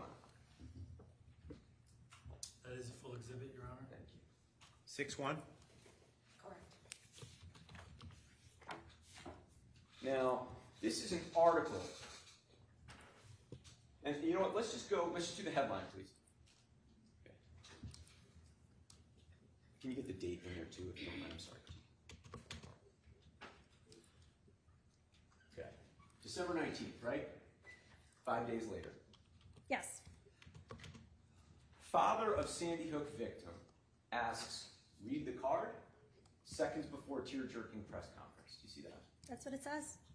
And he's talking about Robbie Parker, correct? Yes.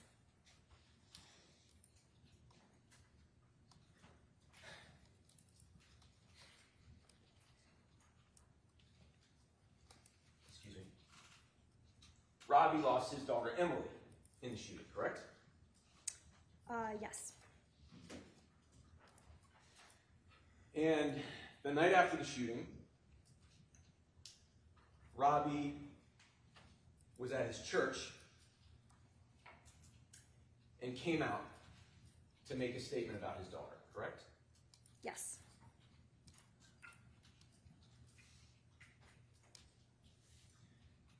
And the media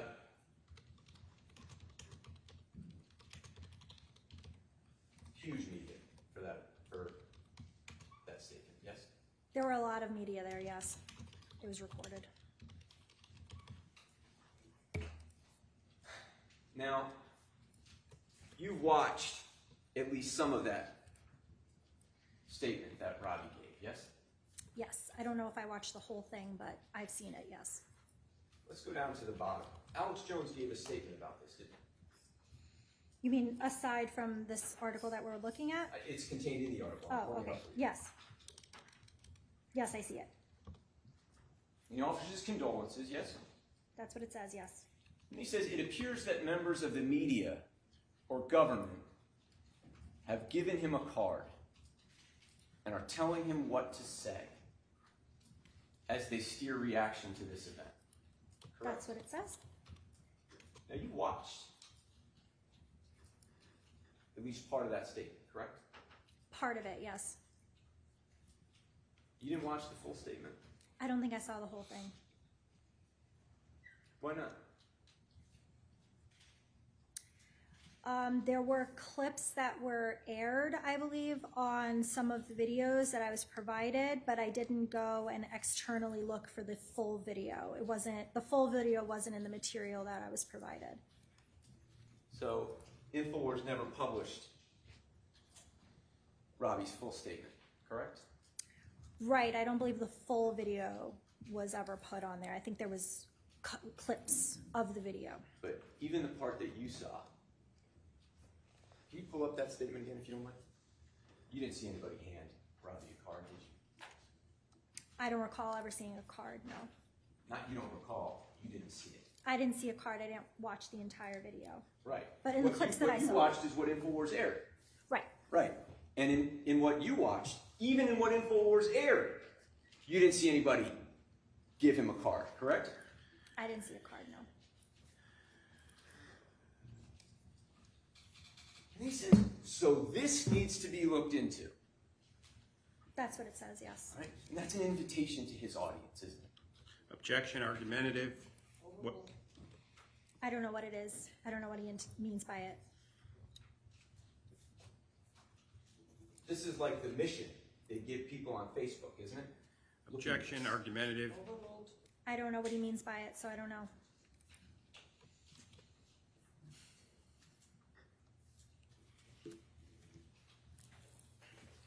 And Robbie gave this statement on December 15th, the night after, right? I think that's the date, yes. So all the stuff we've just been looking at, creepy Illuminati video, the blooper reel, Free Speech Systems published that after Robbie gave that statement, right? I'm sorry, the question was the statement published after Robbie Robbie? gave his statement on the 15th. That's what it says, yes. Right. Did Mr. Jones watch Robbie's full statement? I don't know what he watched. You don't recall his deposition testimony where he said he watched the full thing? I don't recall, I'm sorry.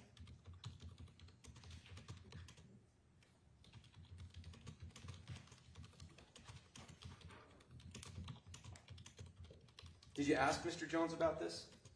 About Robbie Parker? I did ask about Robbie Parker. That's the only question I asked. Yes. You asked about Robbie Parker? Yes. But you don't know whether he told you if he watched the full statement? No, I don't know that he told me he watched the whole thing. So he didn't tell you that Robbie talked about how his daughter Emily used to like to make little cards for people to make them feel good? You mean if Alex told me that? Yeah. Alex didn't say anything like that to me. Did he tell you that Emily's favorite color was pink? She used to always like to wear pink? Did Alex tell me that? Yeah. No.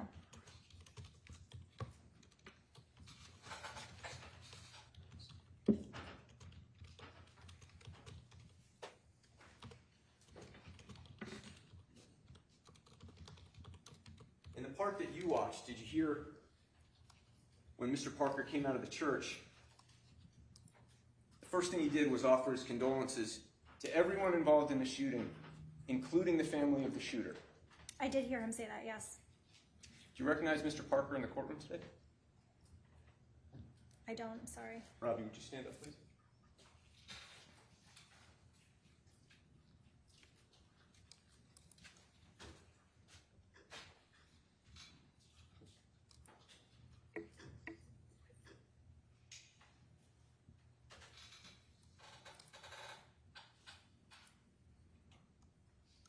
You know that Alex Jones's audience did look into Robbie, don't you? I don't know what you mean.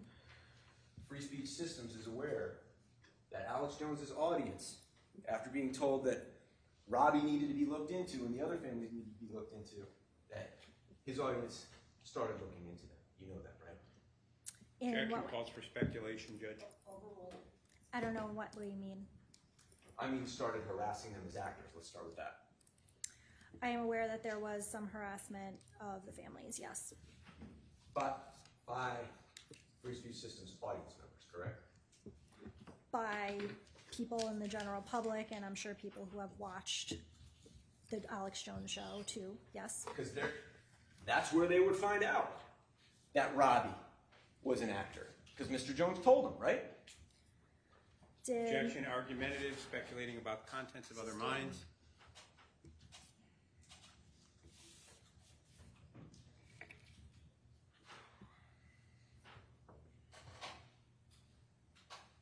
On December 19th,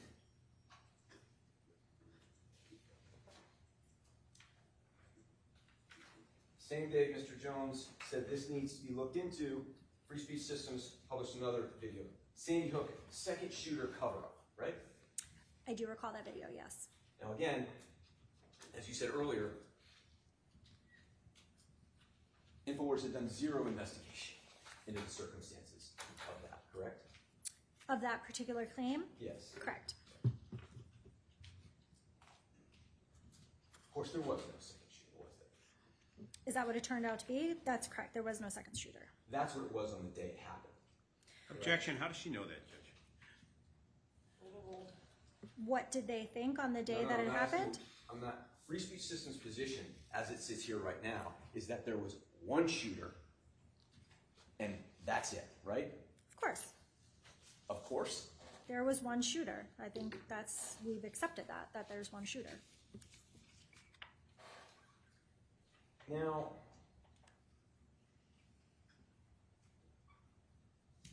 let's go to,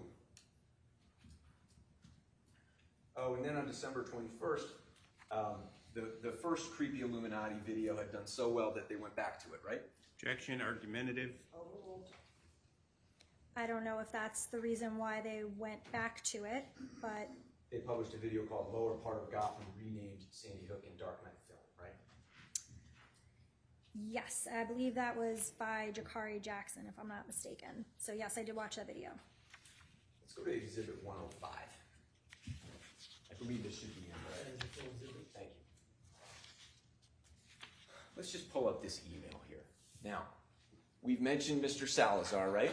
Yes, He's the one who, at least Alex Jones told his audience he was going to direct to write this article up on the Batman thing, right? that's the person he was referring to, yes. Now, in this email, we're going to start at the bottom. You know how emails work, right? If there's an email thread, the first one's at the bottom, and then you have the response, Yes. and that's how it goes. Okay, so we're going to start at the bottom, and this is December 21st, 2012, right? We can go back up to the top. I know it's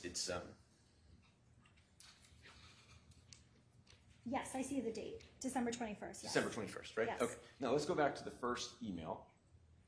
And this is from Mr. Salazar to a Mr. Gonzalez, right? Yes. Now, Adon Salazar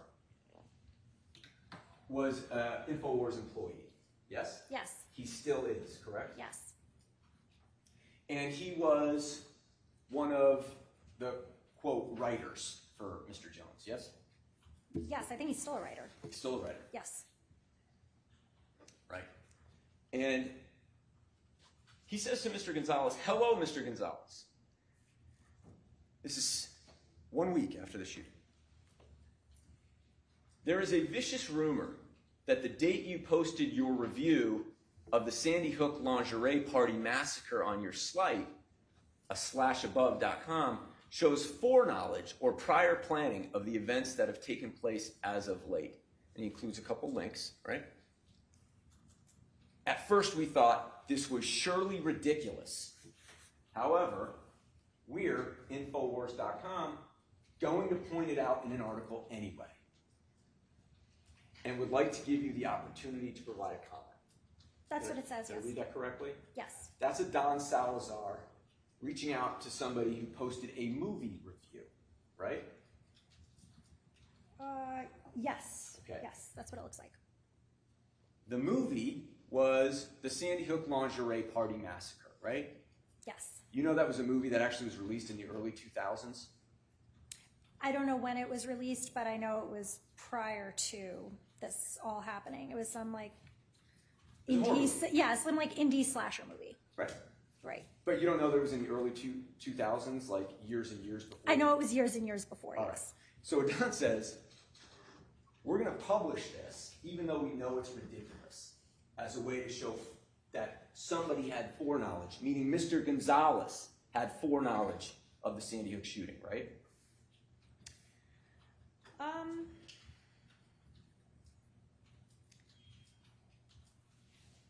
It says it's a rumor.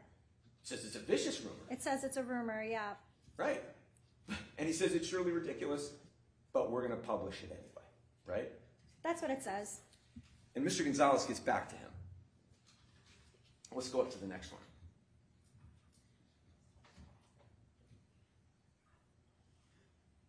You are seriously ill to send me something like that. Don't contact me anymore. I will report you for harassment, you bunch of weirdos. That's what it says, yes. Now you're chuckling, right? I spoke to Adon about this, and he you're thought... laughing, right? I didn't laugh, but I smiled. Okay, I thought I just saw you chuckle. No, I smiled. Okay. Did Attorney Mattis laugh? I chuckled. Okay. But the reality is that what Adon is doing is putting out to an audience of millions something to tell them that Sandy Hook was staged, even though he knows it's ridiculous, right? Is that funny? It's not, that wasn't Is the that point of the article. Objection, Is that harassing, funny? badgering, argumentative. Sustained. And then what Adon does, let's go up to the next one. He forwards it to Louis Sertuki, right? That's what it says, yes. Louis Sertuki is the social media manager for InfoWars, right? I'm not sure. Like I said earlier, I'm terrible with names, but I don't dispute that. That's who it is. Did you meet with anybody who was the social media manager at InfoWars? No, and I did not meet with Louis. Do you know whether Louis Sertuki pumped out this ridiculous claim to their millions and millions of viewers? I know there was an article written about it, yes. Okay.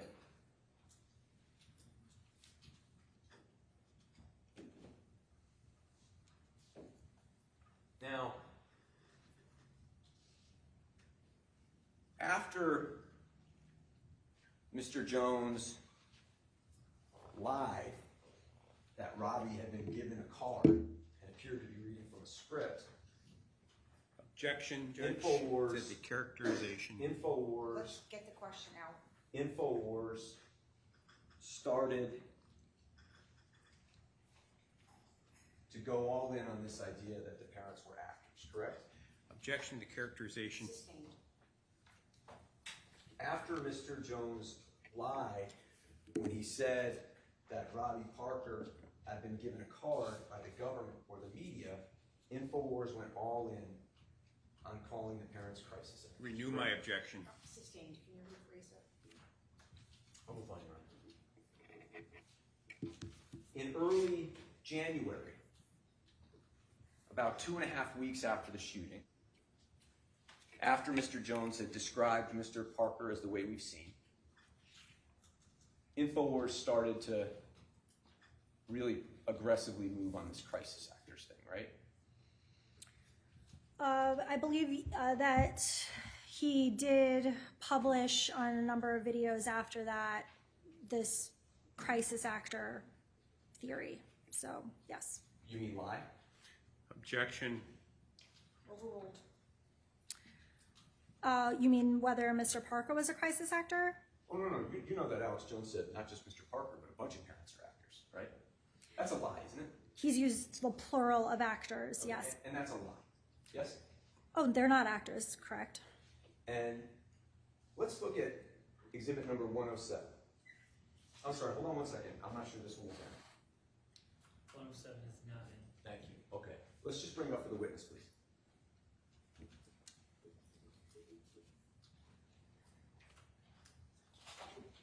You have before you an email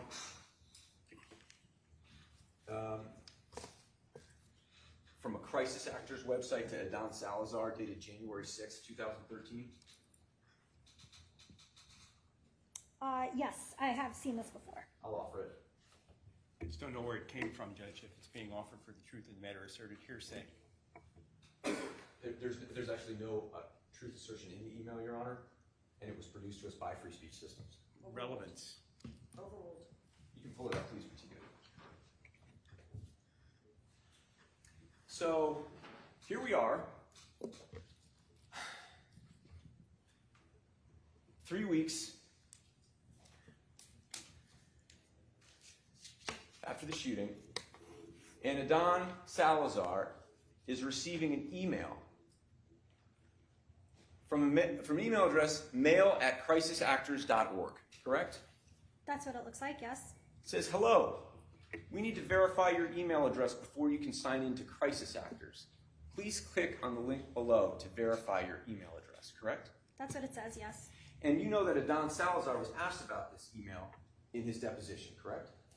I believe he was, yes. And he testified that he wanted to get access to this website because he wanted to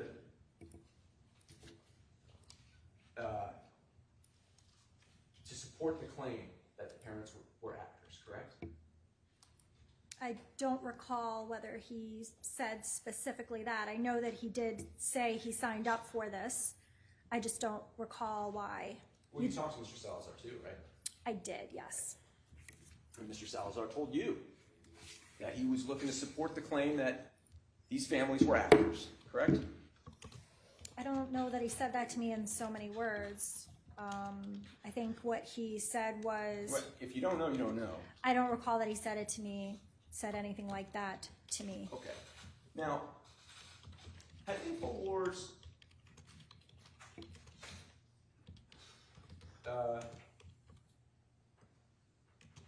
sent anybody up here to cover what was happening up here? If you're referring to Mr. Badandi, Mr. Badandi was, yes. Yeah. Mr. Donnie wasn't sent up here yet. I'm talking about in these first couple of weeks here. Oh. Whether during these first couple of weeks InfoWars sent anybody up here, I'm not aware of anyone being sent up here. So InfoWars doesn't know. Correct.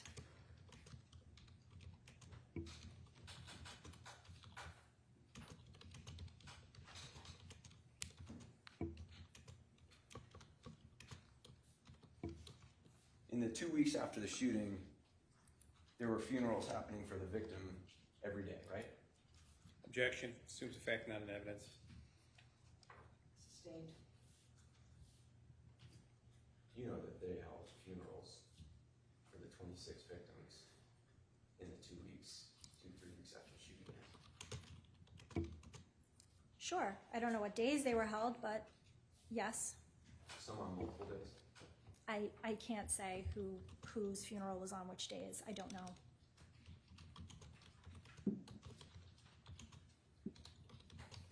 And during this time period, what InfoWars was doing was hatching this lie about it being staged and about the parents being actors, correct? Objection. Argumentative. Sustained. Do we have a sidebar, Your Honor? Thank you.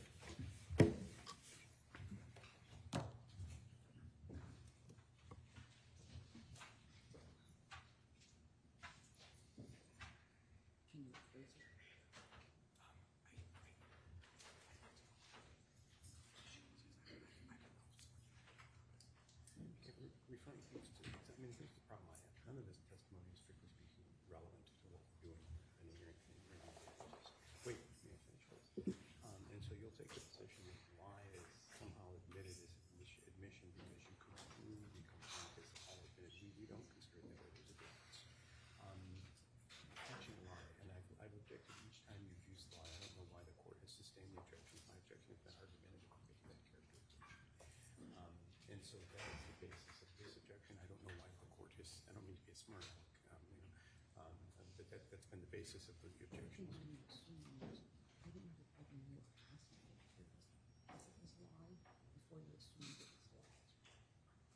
No, I understand,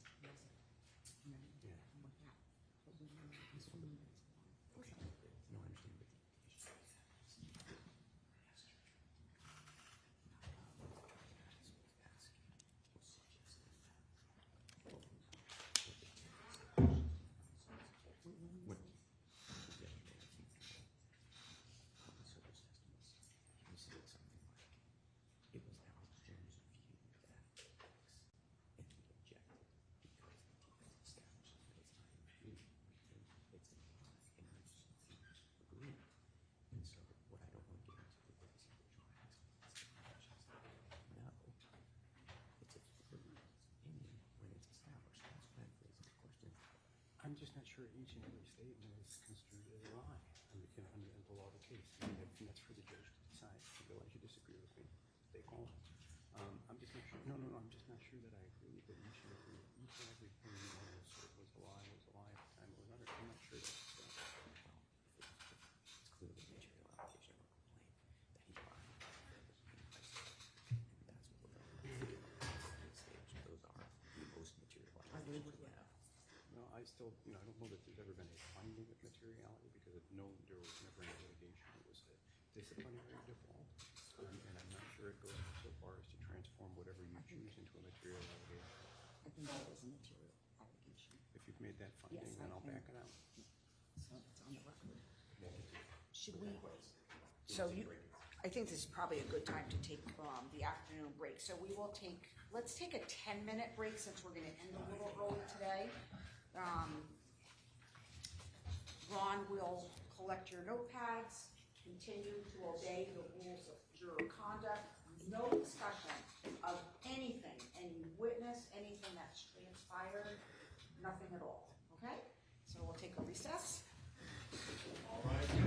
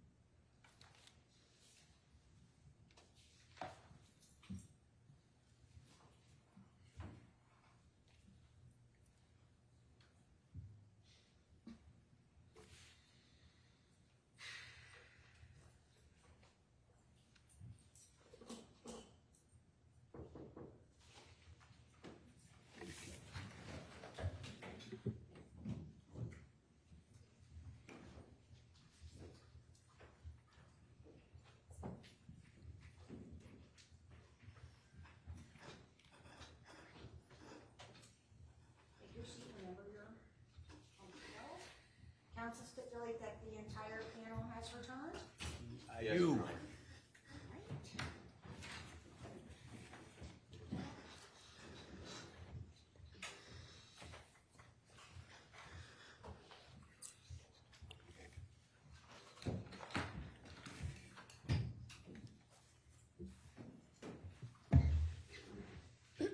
Ready to turn, Maddie, whenever you're ready. Thank you, Your Honor. Ms. Paz, when we left off, we were discussing Adon Salazar's effort to support the claim that the parents were actors, correct? You mean by signing up for the crisisactors.org or whatever that was? That email we saw. I don't know whether that was the purpose, but I know that he signed up for it. And from December 14th and through January 6th, what was happening was Free Speech Systems was developing this lie that the shooting was staged, parents were actors, and that nobody died, correct? Developing? Is that what you said? We've been watching the videos, the articles, the emails, and what we're seeing is Objection, Judge. Who's testifying here? what we're seeing is an effort directed by Alex Jones to hatch this lie that the shooting was staged, that the parents were actors, and that nobody died, correct? I think he's said it over the course of many videos after that. So, I mean, I don't know if I would say it's hatching, but he has said those things in many of the videos. Yes. And this is where it began. What we've been looking at right here is where it began, right? Well, it began the day of the shooting. Correct.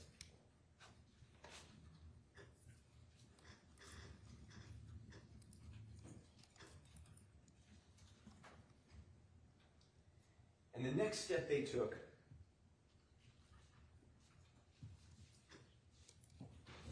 was to bring a guy on the air who they knew was going to say that the parents were actors. That's James Tracy, correct?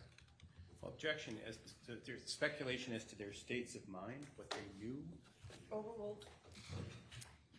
Is the question whether they knew James Tracy, what he was going to say before he went on the air?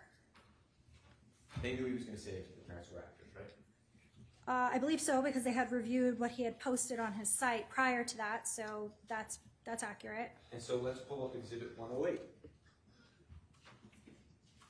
That is a full exhibit, Your Honor. Thank you.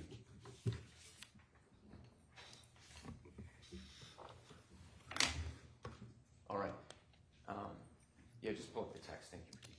So this is an email from John Bang, longtime InfoWars employee, correct?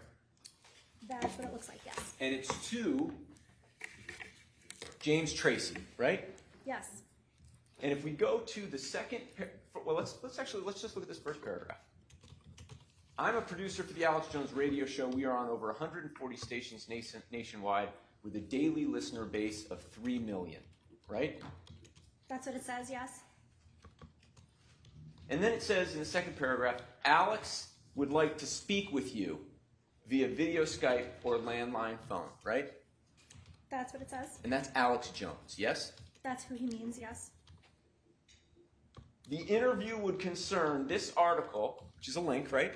Yes. And this site, crisisactors.org, right? Yes. Okay. That's the same site that Adon Salazar was looking to register for, right? I believe so, yes. Okay. And this is Alex Jones asking to have this guy on to talk about this, right? It says that Alex would like, so And that's less than a month after the shooting, yes? that's what it looks like, yes. Okay. And they ran that interview on January 10th, 2013, right? With Mr. Tracy. I believe so, yes. January 15th, they published a video that Alex Jones entitled Sandy Hook AR-15 Hoax. Still no school surveillance footage, correct? Yes, I believe I watched that video. January 27th, 2013, Alex Jones published a video featuring only him, which he titled Why People Think Sandy Hook is a Hoax, correct? I did watch a video titled that, yes. When did you watch that video? Where? When? When? It would have been probably sometime in January, February when I was originally prepping for this, for the Texas depositions. I believe it's on the list of what I reviewed. May I just have one moment, Your Honor?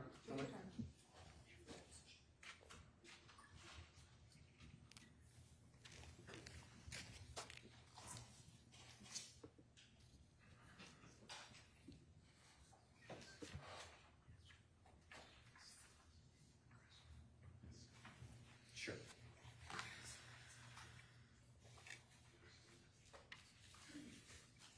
I'm sorry, Your Honor, if you just give me one moment, won't be long.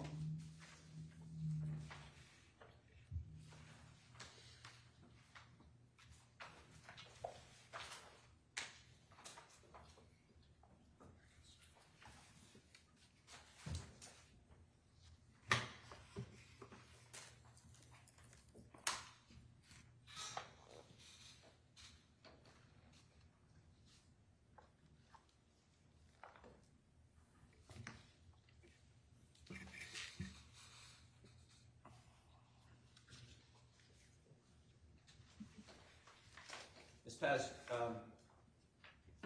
you were deposed in this case on March 15th and 16th, I think I had. Does that sound right to you? Yes, it was in March. I don't recall the exact dates. And then there were 2 other dates after that, or 1 other date after that. Sorry for that.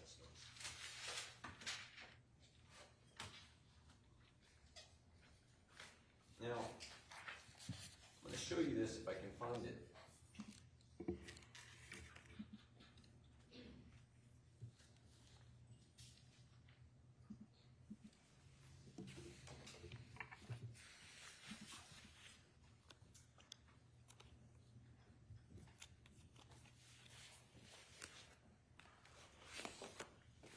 You know what we're going to do?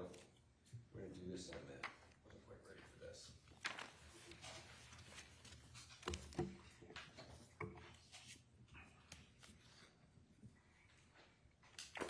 You know that this video, Why People Think Sandy Hook is a Hoax, is one of Mr. Jones's most successful videos? Did you know? Successful as in Most views? views? Oh, I don't know. You don't know that? No, I don't know that. It was uploaded to YouTube, correct? Yes. He repeated his claim in here that Robbie Parker looked like an actor, right? I don't recall the exact contents of the video. I know he's said it on numerous videos.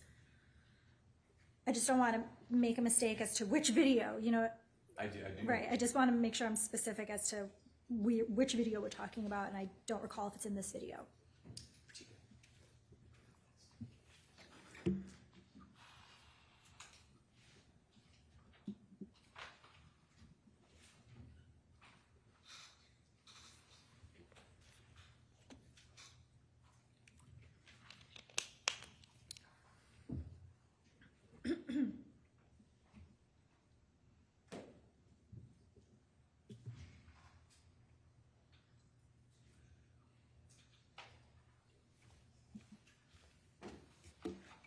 Pull up exhibit number 109.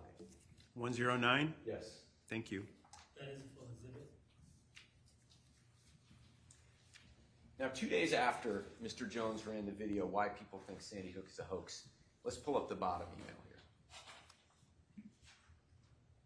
A gentleman named Len Posner sent an InfoWars email address, this email, correct? Yes. Leonard Posner is the father of Noah Posner, who was murdered at Sandy Hook, yes? Yes.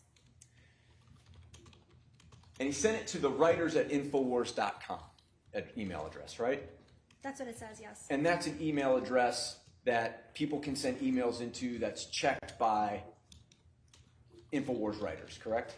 Right, it's one of the general email boxes. Right. Right. This is the type of email inbox that somebody like Rob Dew would occasionally check, yes? Yeah, I think Rob would occasionally check it. Adon would occasionally check it. Paul Watson? Yes. Okay. And Paul Watson was the editor at large for Infowars.com. That was his title, at least. At this time, I think so, yes. Can you read this email for me, please? You want me to read it out loud? Yes, please. Alex, I'm very disappointed to see how many people are directing more anger at families that lost their children in Newtown, accusing us of being actors, and a number of dots. Haven't we had our share of pain and suffering? All these accusations of government involvement, false flag terror, New World Order, etc. I used to enjoy listening to your shows prior to 12/14/12. Now I feel that your type of show created these hateful people and they need to be reeled in! Exclamation point, Lenny Posner. Thank you, Ms. Potts.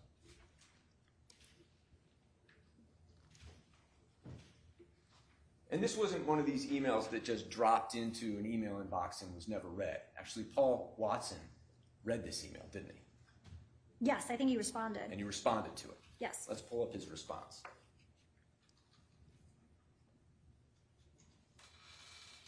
Sir, we have not promoted the actors thing.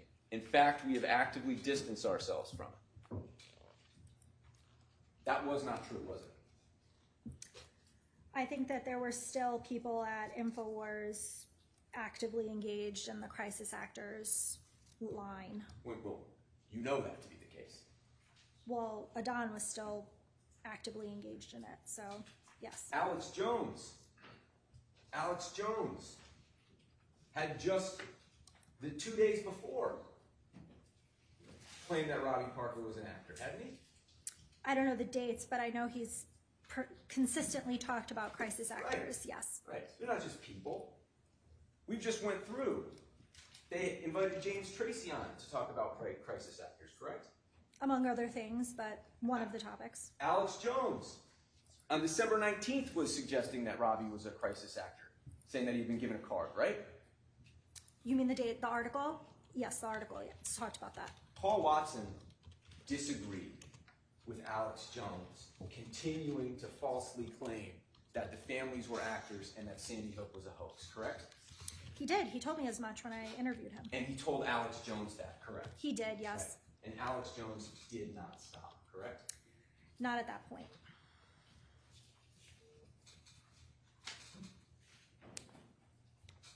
Well, he's never stopped, has he? I think he's reeled it in. He did stop for a period of time and started back up. One second. When you say Objection, Judge. She's reeled not it been in- permitted to finish her answer. I think he reeled it in at some point. He also stopped. He called it a tar baby at various points, and so he did direct his writers and his Hold on a news second. I people. think this is going well beyond. It is. Okay. Okay. Ms. Paz, Yes. you're aware that Alex Jones right now is claiming that these families are actors, correct? I haven't seen anything right now of what he's saying, so I Did don't you know. see Mr. Pattis's opening statement yesterday that these families are exaggerating even today? Exaggerating, what do you mean? Did you see what he said, Mr. Pattis? I was not here for his opening. Okay, so you didn't hear Mr. Pattis call these families exaggerators just yesterday. I didn't hear the opening statement.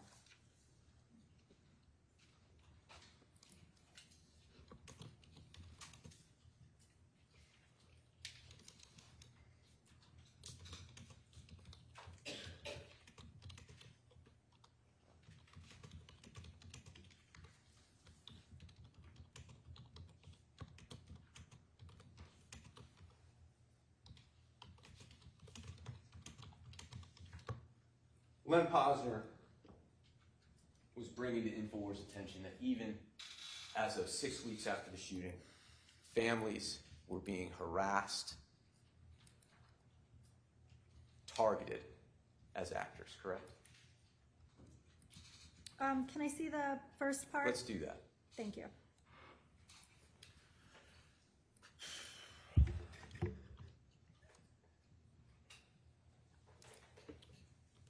He does highlight the accusation that the parents are being called actors. So yes, he does say that in his email.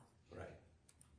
And Free Speech System's position is right now, as you testified before the break, that you assume those were InfoWars audience members, correct? Do I assume that the people that were doing this were InfoWars members. Did you testify to that? I said the general public could have been InfoWars audience members. I don't know. I don't have enough information to formulate an opinion on that. I guess we'll have that read back at the appropriate time. And Free Speech Systems had a choice on this day when they were told by a grieving father that InfoWars had created these hateful people and they needed to be reeled in. Actually, you used that same term just now, reeled in, didn't you? That Mr. Jones had reeled it in? Yeah. I did use that term, yes. Right. But on January 27th, but they didn't reel it in. Because on March 27th, Alex Jones again ran a broadcast with another gentleman, Dr. Steve Pichenik, correct? I'm not sure of the date, but yes, I know that there is a video with an interview of Dr. Pichenik. And it was titled by Alex Jones, Dr. Steve Pichenik, Sandy Hook was a total false flag, right? Yes, I believe that's the title. And he had him on to say that no children died and that the parents were actors, correct?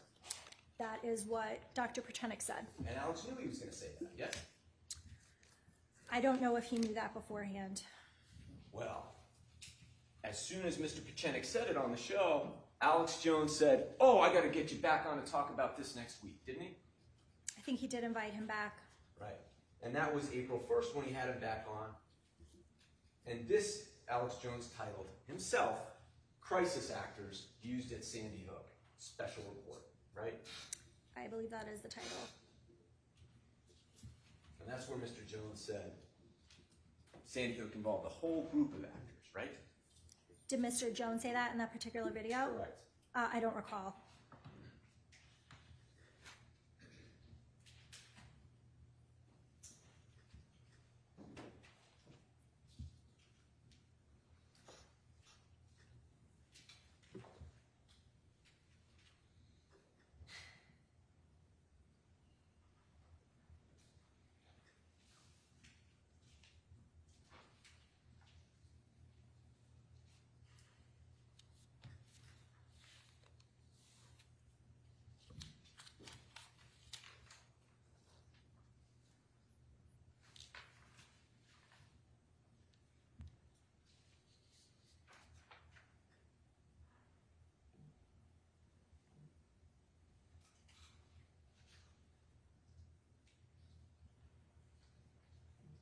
Who's Dan Badandi?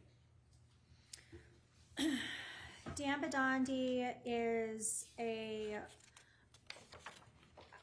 guess I would term him a, how do I put this? He wasn't a free speech employee, but he was a person to whom we would provide video equipment and send him on various assignments, and he would then do some reporting that was aired on InfoWars. Is it Free Speech Systems sworn testimony that Dan Badandi was never an employee of InfoWars? I know we got into this at our deposition, and I think I said I didn't think he was an actual employee, that he was a contractor. And I wasn't sure then, and I'm not 100% sure now, but I do believe he was a contractor. Okay, so I just want to, I know we talked about it at our deposition. I just want to, I'm not asking you to guess. I don't want what your best sense is. I want to know what Free Speech Systems' position and sworn testimony is as to whether Dan Badandi was ever an InfoWars employee. I'm not sure. Okay. You said you read Alex Jones's deposition Which one? in Connecticut? I don't believe I've read the most recent one, but I've read probably 2 or 3 other of his depositions. I know he was deposed in Texas as well. Okay. Okay, so do you know whether or not you read the deposition that he gave in Connecticut? The most recent one I did not review. I don't have a copy of it. Okay, so you understand that he sat for several days. Yes. Right? It's all one deposition. It just happens over several days. Yes. Okay. Did you read the first day? Do you know what date that was? I do. I believe it was April 5th. Did you read that day? Of this year? No. I don't think, I didn't ever received copies of his most recent deposition. So Alex Jones is presenting you to testify as Free Speech Systems corporate representative. He offered sworn testimony about the allegations in this lawsuit, and you never read it? I didn't have a copy of it. I also didn't get a copy of first 2 days of my deposition. So. Did you ask? I did ask. And they didn't give it to you? I was not able to receive it. So if I were to ask you about anything Jones said during the deposition testimony he gave in this case, you can't say anything about it?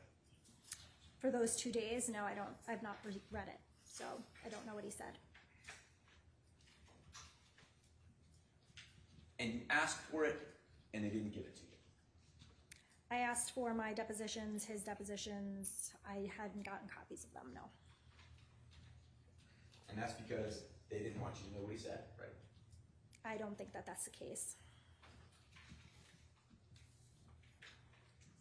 Well, when you asked them to send it to you, and they didn't send it to you, did you say, hey, why aren't you sending me it?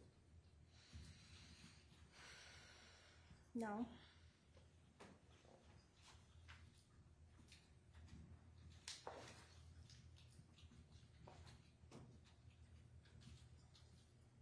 Dan Badandi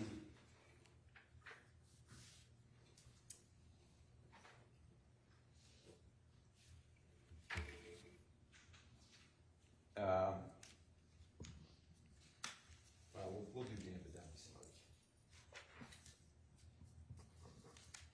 Do you need to know what time it is? Yeah, I was just checking the time, that's all.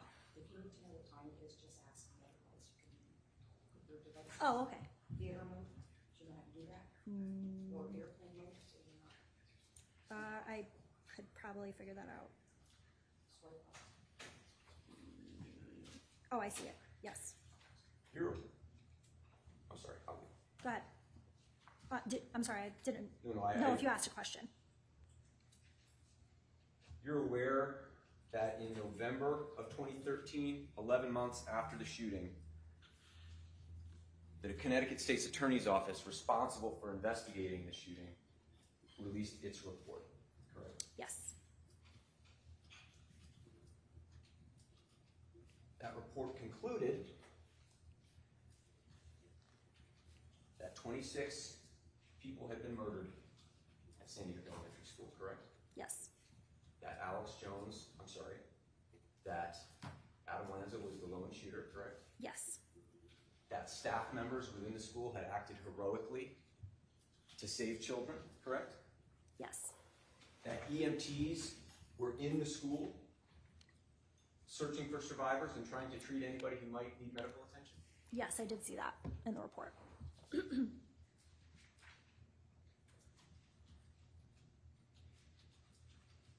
And on November 26, 2013, Rob Dew, one of Alex Jones's most trusted employees, received a copy of that report, correct? Yes, I do believe he was sent it in an email with an attachment. Let's look at that. Exhibit 112. We do not have 112 as a full exhibit. Okay, No objection. All right, so ordered.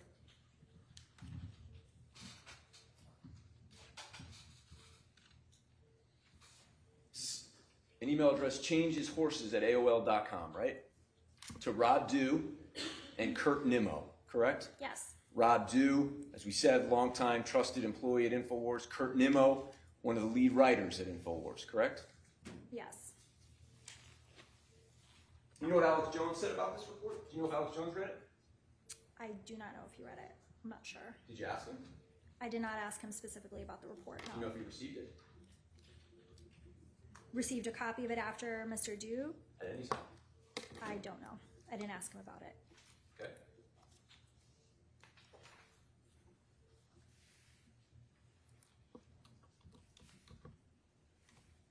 So let's go into 2014.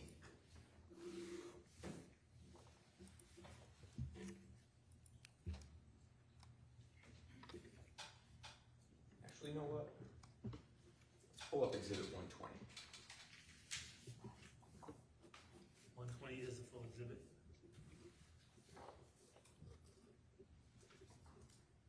let's go to 2013, please.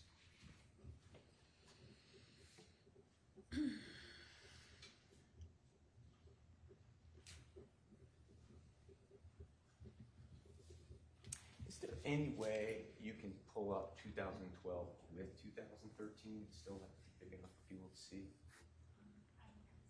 All right, I'll tell you what, pull up 2012 first. And we're gonna do this again.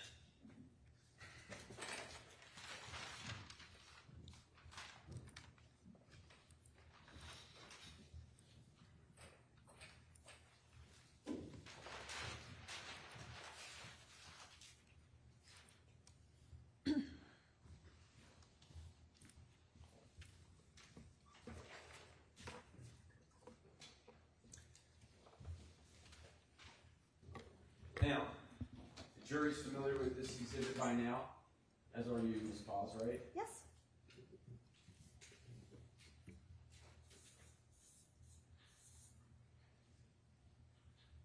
Let's start with sessions, users, Judge, do we have to do this again? Objection asked and answered, repetitive.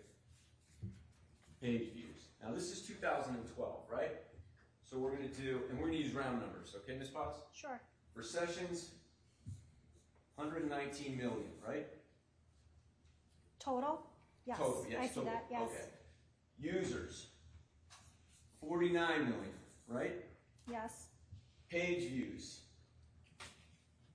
280, let's say 286, okay? Just because that's the number there, even though we're not rounding up. 286 million, right? Yes, I see that. Let's pull up 2013. And 2013 is the year we've just been looking at, right? The video about crisis actors and James Tracy, yes? Yes. Why people think Sandy Hook is a hoax, right? Yes. The videos with Steve Pieczenik, crisis actors used at Sandy Hook, yes? Yes. Okay. All that. So now we're on 2013 here. How many sessions in 2013? Total sessions, 179 million.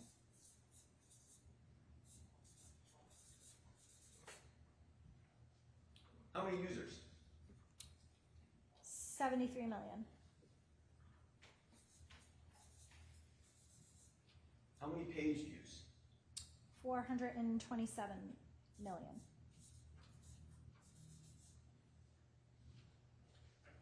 This is just on Infowars.com, right? Yeah, I believe so.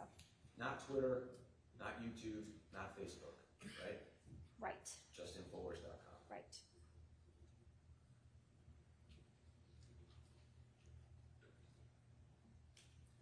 Now, I'm not good at math, but at least when it comes to sessions, I can tell this is about a 50% increase, right?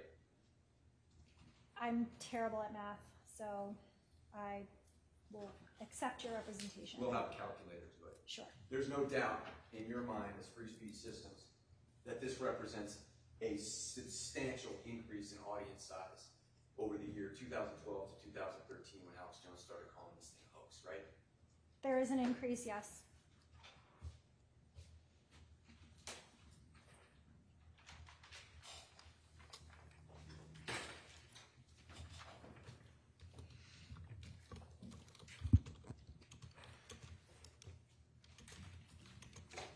That increase meant that Alex Jones did a lot better financially in 2013, right? I'd have to see the numbers for the store. Well, you know the trend. You've seen the numbers, right? I've seen the numbers, yes. So you know, without giving me it to the penny, that increase in audience in that year meant that Alex Jones had a much better year financially in 2013 after the shooting than he did in 2012, right? I can't recall the numbers as I'm sitting here, so I don't want to say something and I'm not sure what the numbers were. All right.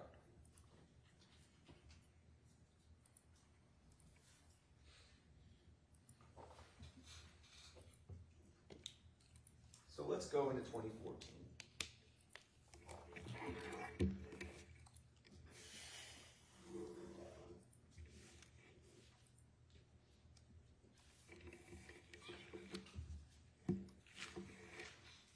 You're familiar with a gentleman named Wolfgang Halbig? Yes.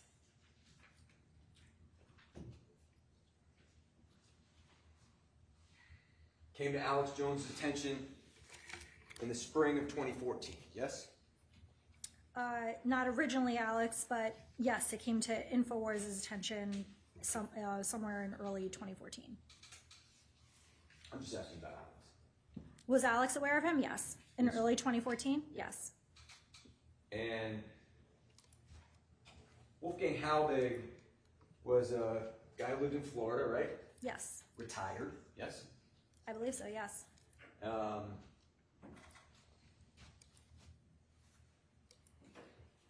Not a media personality of any kind, right? I don't think so, no. Just living in Florida.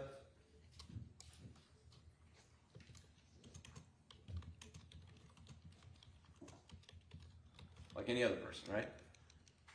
I guess I don't know much about him personally, but Yeah. Didn't have a show. no. Didn't have a social media following. I don't believe so. He had a website. Do you know when he launched that website? The date? No. We're going to hear more about that website. But he came to Alex's attention, and Alex invited him on his show repeatedly to talk about Sandy Hook beginning in 2014, correct? Yes, he was on there a few times in 2014 into 2015. He was on from 2014 to 2015, but Alex Jones kept repeating Halbig's lies about Sandy Hook well beyond that, correct? He did. Now, before Wolfgang Halbig was given the InfoWars platform by Alex Jones to speak to his millions and millions of listeners, nobody at InfoWars did anything to look into Wolfgang Halbig's background, except to go to a website that Wolfgang Halbig created himself, correct? You mean, did they investigate his background other than going to the website and looking at his biography that he posted there? Let me ask my question again. Okay. Nobody at InfoWars did anything to look into Halbig's background other than go to Halbig's own website before they allowed him onto the Alex Jones show to tell lies about Sandy Hook, correct? Right, that's all they did was look at the website, and his biography was posted on the website. A biography that he presumably wrote. Correct.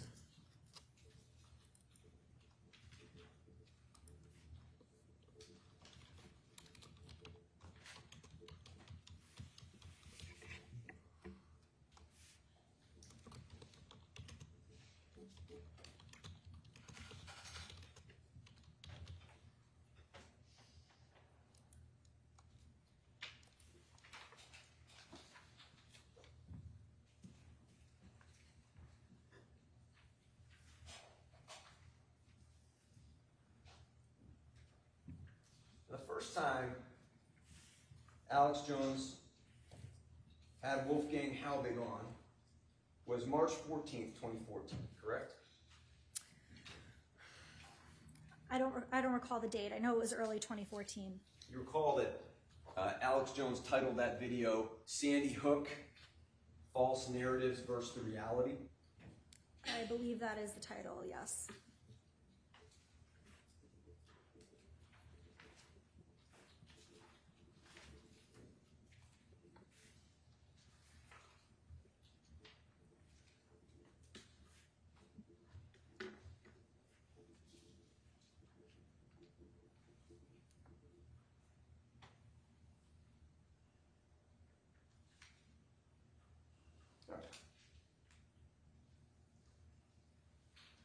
And on that episode of the Alex Jones show,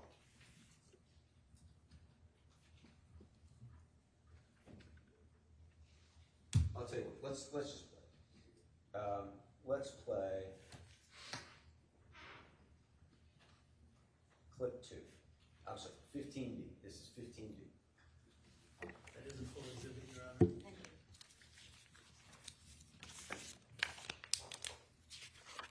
And when you have a mass casualty event, you have got to have an incident commander. And you know what? They won't tell me who was in charge on that day. Now that tells me a serious problem because of requesting trauma helicopters. I'm 67 years old. I've never ever seen a school shooting where we don't get the quickest and the fastest medical help, and there's nothing like the trauma helicopter. They got the best experience, best paramedics, they got the tools that they need. Why would you not order trauma helicopters for those children and for those teachers? We have the videos of them, the same kids going in circles in and out of the building. Unmistaken drill, and then they just tell them they were all shot? I mean, you keep going. Well, Alex, I mean, for anyone to understand what you and I today are talking about, your listeners need to pretend that they have a child in that school on December 14th, 2012.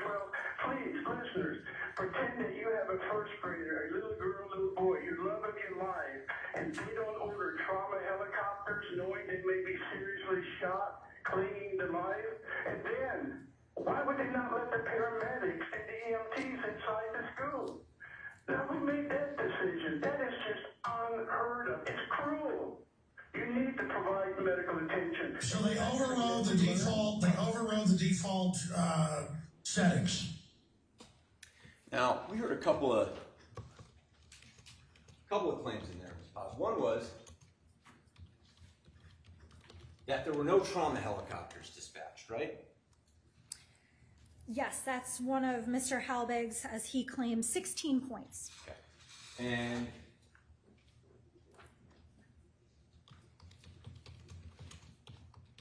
I guess Mr. Halbig and Mr. Jones didn't realize that Danbury Hospital is just 10 minutes from Sandy Hook, right? Objection, Judge. Argumentative, assumes fact not in evidence.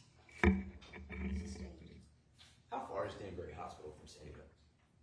I don't know. I'm not from there.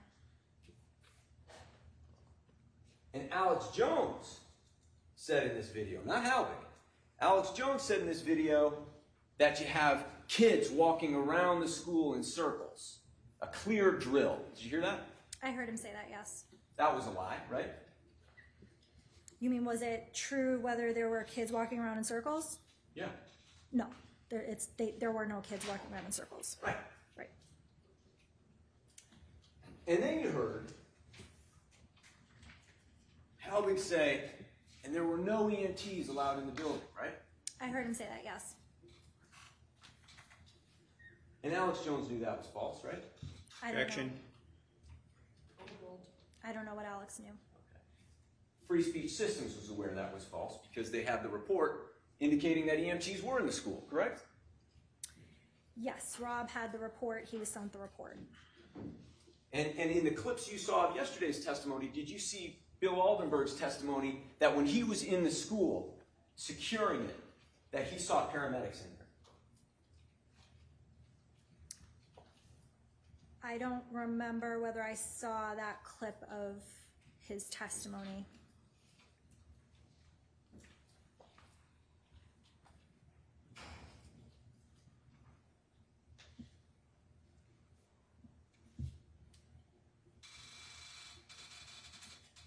Let's play 15C, please. That's a full exhibit. What do you make of the green screen with Anderson Cooper down there on the ground? What do you make of the obvious staged interviews and multiple actors playing the part of multiple people? I mean, this is undoubted. Something's going on. So you heard him talk about the green screen there, right? Yes. And what he's referring to is this interview between a CNN anchor, Anderson Cooper, and Veronique De La Rosa, correct? Yes. Veronique De La Rosa lost her child at Sandy Hook, didn't Yes. she? And what Alex Jones is suggesting to his audience is that this interview actually isn't happening in Newtown, that there's a green screen behind them, and that they're faking where they are, right? That Anderson Cooper wasn't there. Correct. So it was a green screen. Did he tell his audience in the clip that you just saw that he was only talking about Anderson Cooper? No, but he has said, I think in one of his depositions, that he was specifically referring to Anderson Right, Cooper. he said in his deposition that he wasn't talking about Miss De La Rosa because he doesn't want this jury thinking, oh, I was calling her an actress. Objection. I was only talking about Anderson Cooper, right? Argumentative, attributing thoughts I'm to his not mind. entertaining any objections, Attorney Pattis, unless you're standing up anymore. I beg your pardon, Judge? I said, I'm not going to entertain your objections unless you're on your feet. I'm on my feet. Objection. Putting thoughts into Okay? Mr. Jones' mind. Sidebar, please.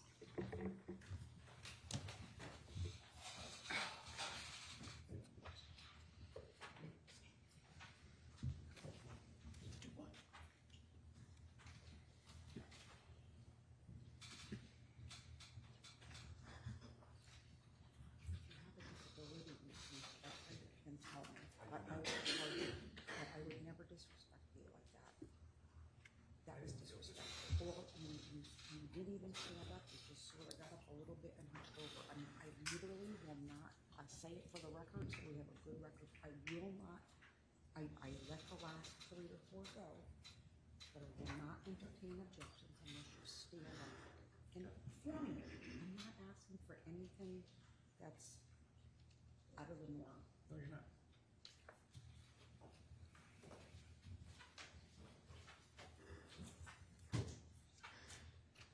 I've now lost the question and the objection. So I can play it back? Or No, I think I can get it across. You just offered, Ms. Paz, that Alex Jones offered for the first time in depositions in advance of his trial that when he was referring to this being a faked interview, he was only talking about Anderson Cooper, not Ms. De La Rosa, right? That's what he said in his deposition, yes. He never, ever said that to his audience.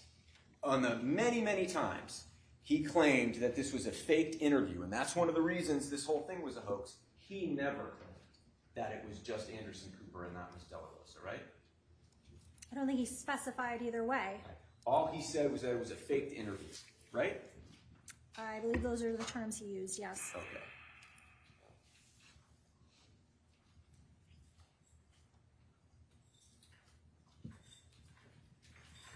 But even if he now wants to suggest that he was only talking about Anderson Cooper, I guess we're just supposed to believe that Miss De La Rosa is just playing along and looking into blank space. Objection, Judge. I don't even know what that is. Objection. Relevance. Argumentative. It's not Can you here. rephrase the question? If Anderson Cooper's not there and Miss De La Rosa is, who the heck is she looking at? I don't know how to answer that. I'm not Veronique De La Rosa. I haven't spoken to her.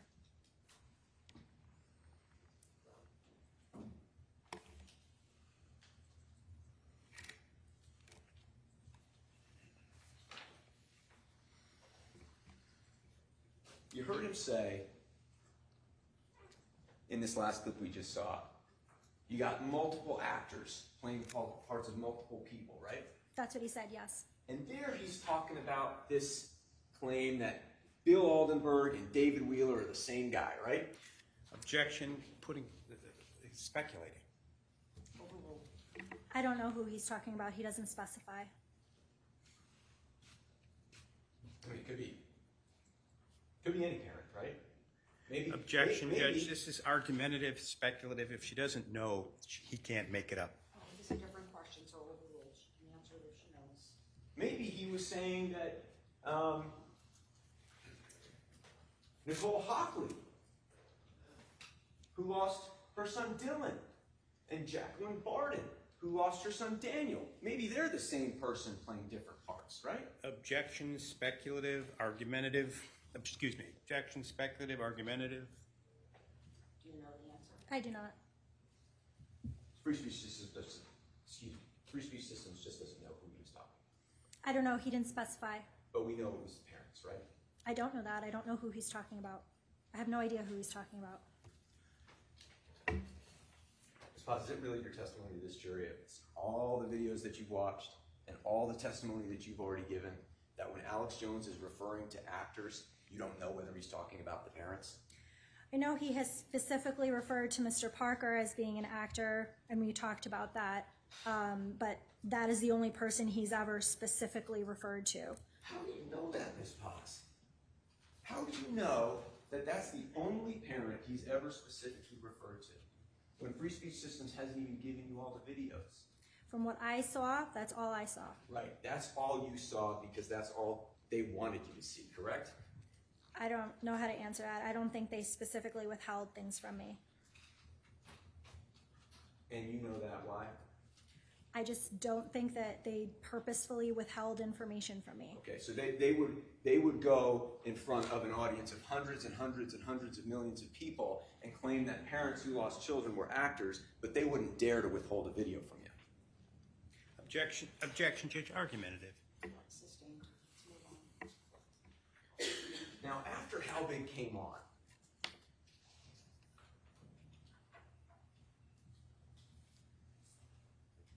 actually, you know what? Let's play 15F. That is opposed to the. You know what? Back up. Let's play 15D. Same video here, as possible. It's also opposed, isn't it? Well, the biggest piece of evidence is that Bloomberg had his social network folks ready 2 days before. Oh, absolutely. They had the website. There were websites up for donations, contributions. Very sick. This Bloomberg email, we're going to hear about that a lot, right? Yes. It's an email that Alex Jones repeatedly told his audience, a gentleman named Michael Bloomberg, who's the former mayor of New York City, had sent out. Here he says 2 days before, sometimes he says 1 day before, by accident, that he jumped the gun. And he sent out an email to capitalize on the next school shooting. And what Alex Jones is saying is that Mike Bloomberg himself knew that Sandy Hook was going to be faked, but he accidentally sent out this email before. And that's how, one of the reasons we know it was a hoax, right? He has said that, yes. There is no email, correct, Ms. Paz? There is an email, it's just not a characterization as he says it. Wait a minute. Have you ever seen an email that Mike Bloomberg sent? There's an email that I reviewed Can in you the... just answer my question? Have you ever seen an email that Mike Bloomberg sent? I don't think it was specifically by Mike Bloomberg, but it might have been from someone associated with Mike Bloomberg, and I did see something like that in the material. I was deposed on this issue. Hang on a second. Your sworn testimony to this jury is that you saw an email that either Mike Bloomberg sent or somebody associated with him sent. You saw the email. I'm trying to recall if it was the email or maybe it was an article on a press release, but what I specifically recall seeing in the material was Mr. Bloomberg is a member of a loosely connected... Hang on one second. Objection. She's not being permitted to answer, I don't Judge. think she's answering right. I think she is. She is not, so why don't we move on? Is it your sworn testimony that you have seen an email from Michael Bloomberg or somebody associated with him that Alex Jones is referring to? I don't recall if it was an email or a press release or in a news article, but I saw something to that effect. So I don't recall if it was specifically an email. Okay. Would you mind, we're going to have you back tomorrow. Would you mind overnight checking all of your materials that you've been given, and tomorrow, would you please bring in whatever it is that you're referring to, because I'd like to see it. I believe I was deposed on this issue either here or in Texas. Okay, but I'm asking you, would you please, when you leave the courthouse tonight, you have access to all the Dropbox materials that you gave, right? I think I still have access to it. Would you please go through them and see if you can find the item that you're referring to, and see if you can bring it to us tomorrow, okay? I'm going to object to that. Overruled. Would you do that? I understand your request. And you'll. I will make an comply? attempt to do that. Okay, thank you.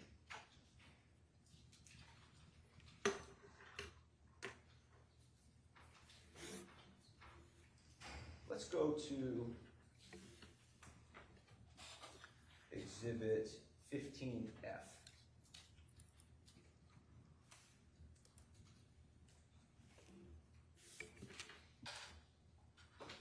I think it was just a planned, massive FEMA Homeland Security. I think it was a major drill portrayed as one of the best illusions ever, and I think it was trying to create empathy across the country for making us feel bad that so many children were killed.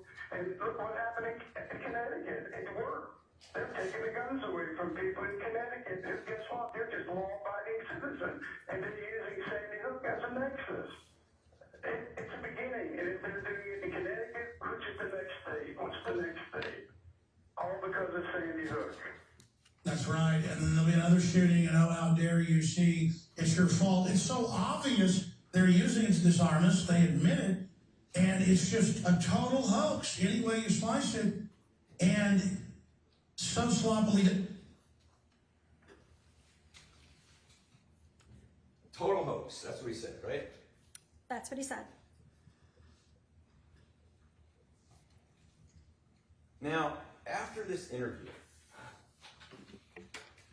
aired to Alex Jones's audience, a gentleman named Robert Heath sent a Don Salazar, gentleman that we've been talking about, an email, correct? Yes, I believe there was an email from a Mr. Heath. This is Exhibit 26, Your Honor. I believe it's in evidence. Yes, it is.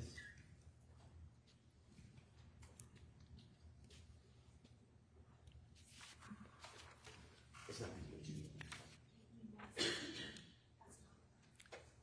Chris? Oh, you know what? I was referring to the deposition exhibit. It's not 26, it's 116. I'm sorry, which is not in evidence. Correct. And I think there's an objection to it, Your Honor. May I speak to Attorney Maddy for a moment, Judge? No, what I'd like to do is just bring it up on the witnesses screen. Very well.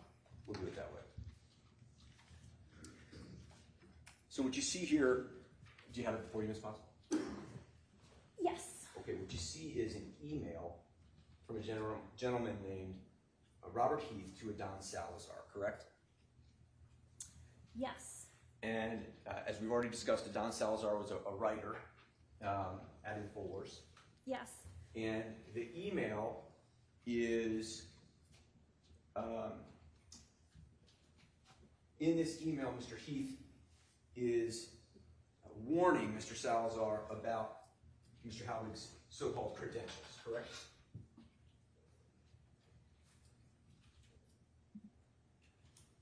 Yes. I offer it, Your Honor. Hearsay. I don't know who Mr. Heath is, Judge. This is offered.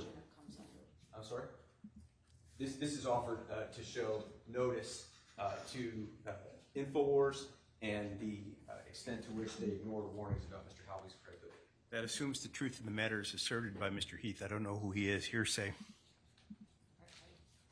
I have to agree, so the objection is sustained.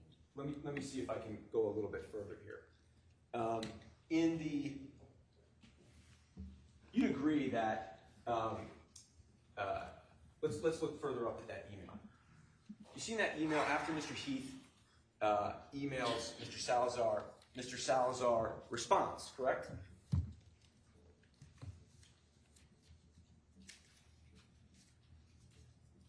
Yes. Mr. Salazar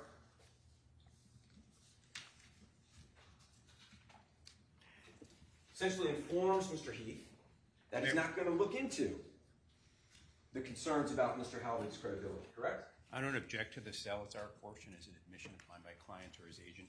Well, the only way that the admission is relevant, Your Honor, is if there's context to understand what it is that he was acknowledging. And Your Honor, you know what? We're at 4:20. I know that you wanted to let the jury go a little bit early today, so maybe we can kind of That's discuss fine. this. It's been a long day. All right, so I will stay on the record. We will let the jury go for the day. I'm not going to repeat in detail all the rules because I've said them so many times that I know that you know what I'm talking about. But again, just especially avoid any media exposure, change channel, divert your attention, and if you are not able to avoid it or there are any other issues, you'll follow the procedure that I told you, all right? We will start promptly at 10 o'clock tomorrow, so I'll see you then, and Mr. Farrar will collect your notebooks. Thank you very much.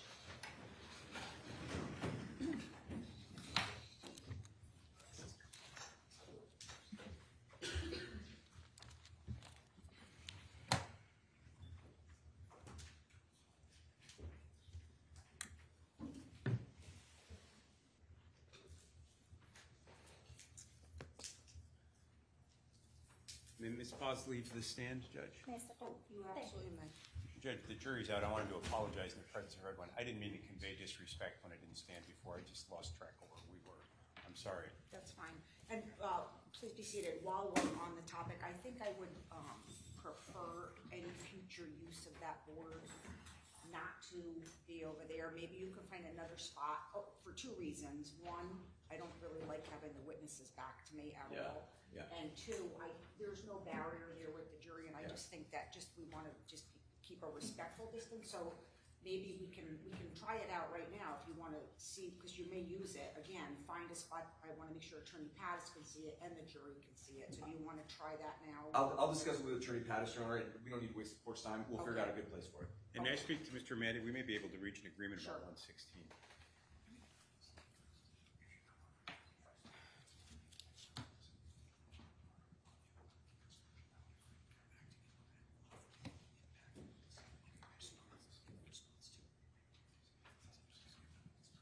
I think we've got an agreement on 116. The Heath portion is not being offered for the truth of the matter asserted, is my understanding, but rather for the impact on the listener. The listener is an agent of my client, and I think that comes in. So subject to that limiting condition, I would withdraw, limiting instruction, I would withdraw my objection. Yes, Your Honor. We're offering the exhibit not for the truth of the matter, but to show the impact on the listener, notice to the listener, and any response they made in response to receiving the information. Do you want me to instruct the jury accordingly? Sure, that's fine. I don't know. Oh, excuse me. Oh, go ahead. I don't know that I would say notice to the listener because that gives the email more credit than it may be due. Can you talk about it and then give me your proposed language tomorrow? Yes. I'm sure you can reach an agreement. I know we will. I do want to tell you that I did think I almost called a 5-minute recess because I thought one of the jurors had their eyes closed, you know, sometimes after lunch, but it turns out that the juror was taking copious notes, so that was good news. But I didn't realize I kept looking over there, so that's good news. When do we want to deal with the free speech system PQPR issue? Tomorrow morning. Your Honor, or now, I did, let me. You go ahead. No, not now. Thank you. All right, anything else besides that? No. Okay. So we are adjourned for the day. All rise, please.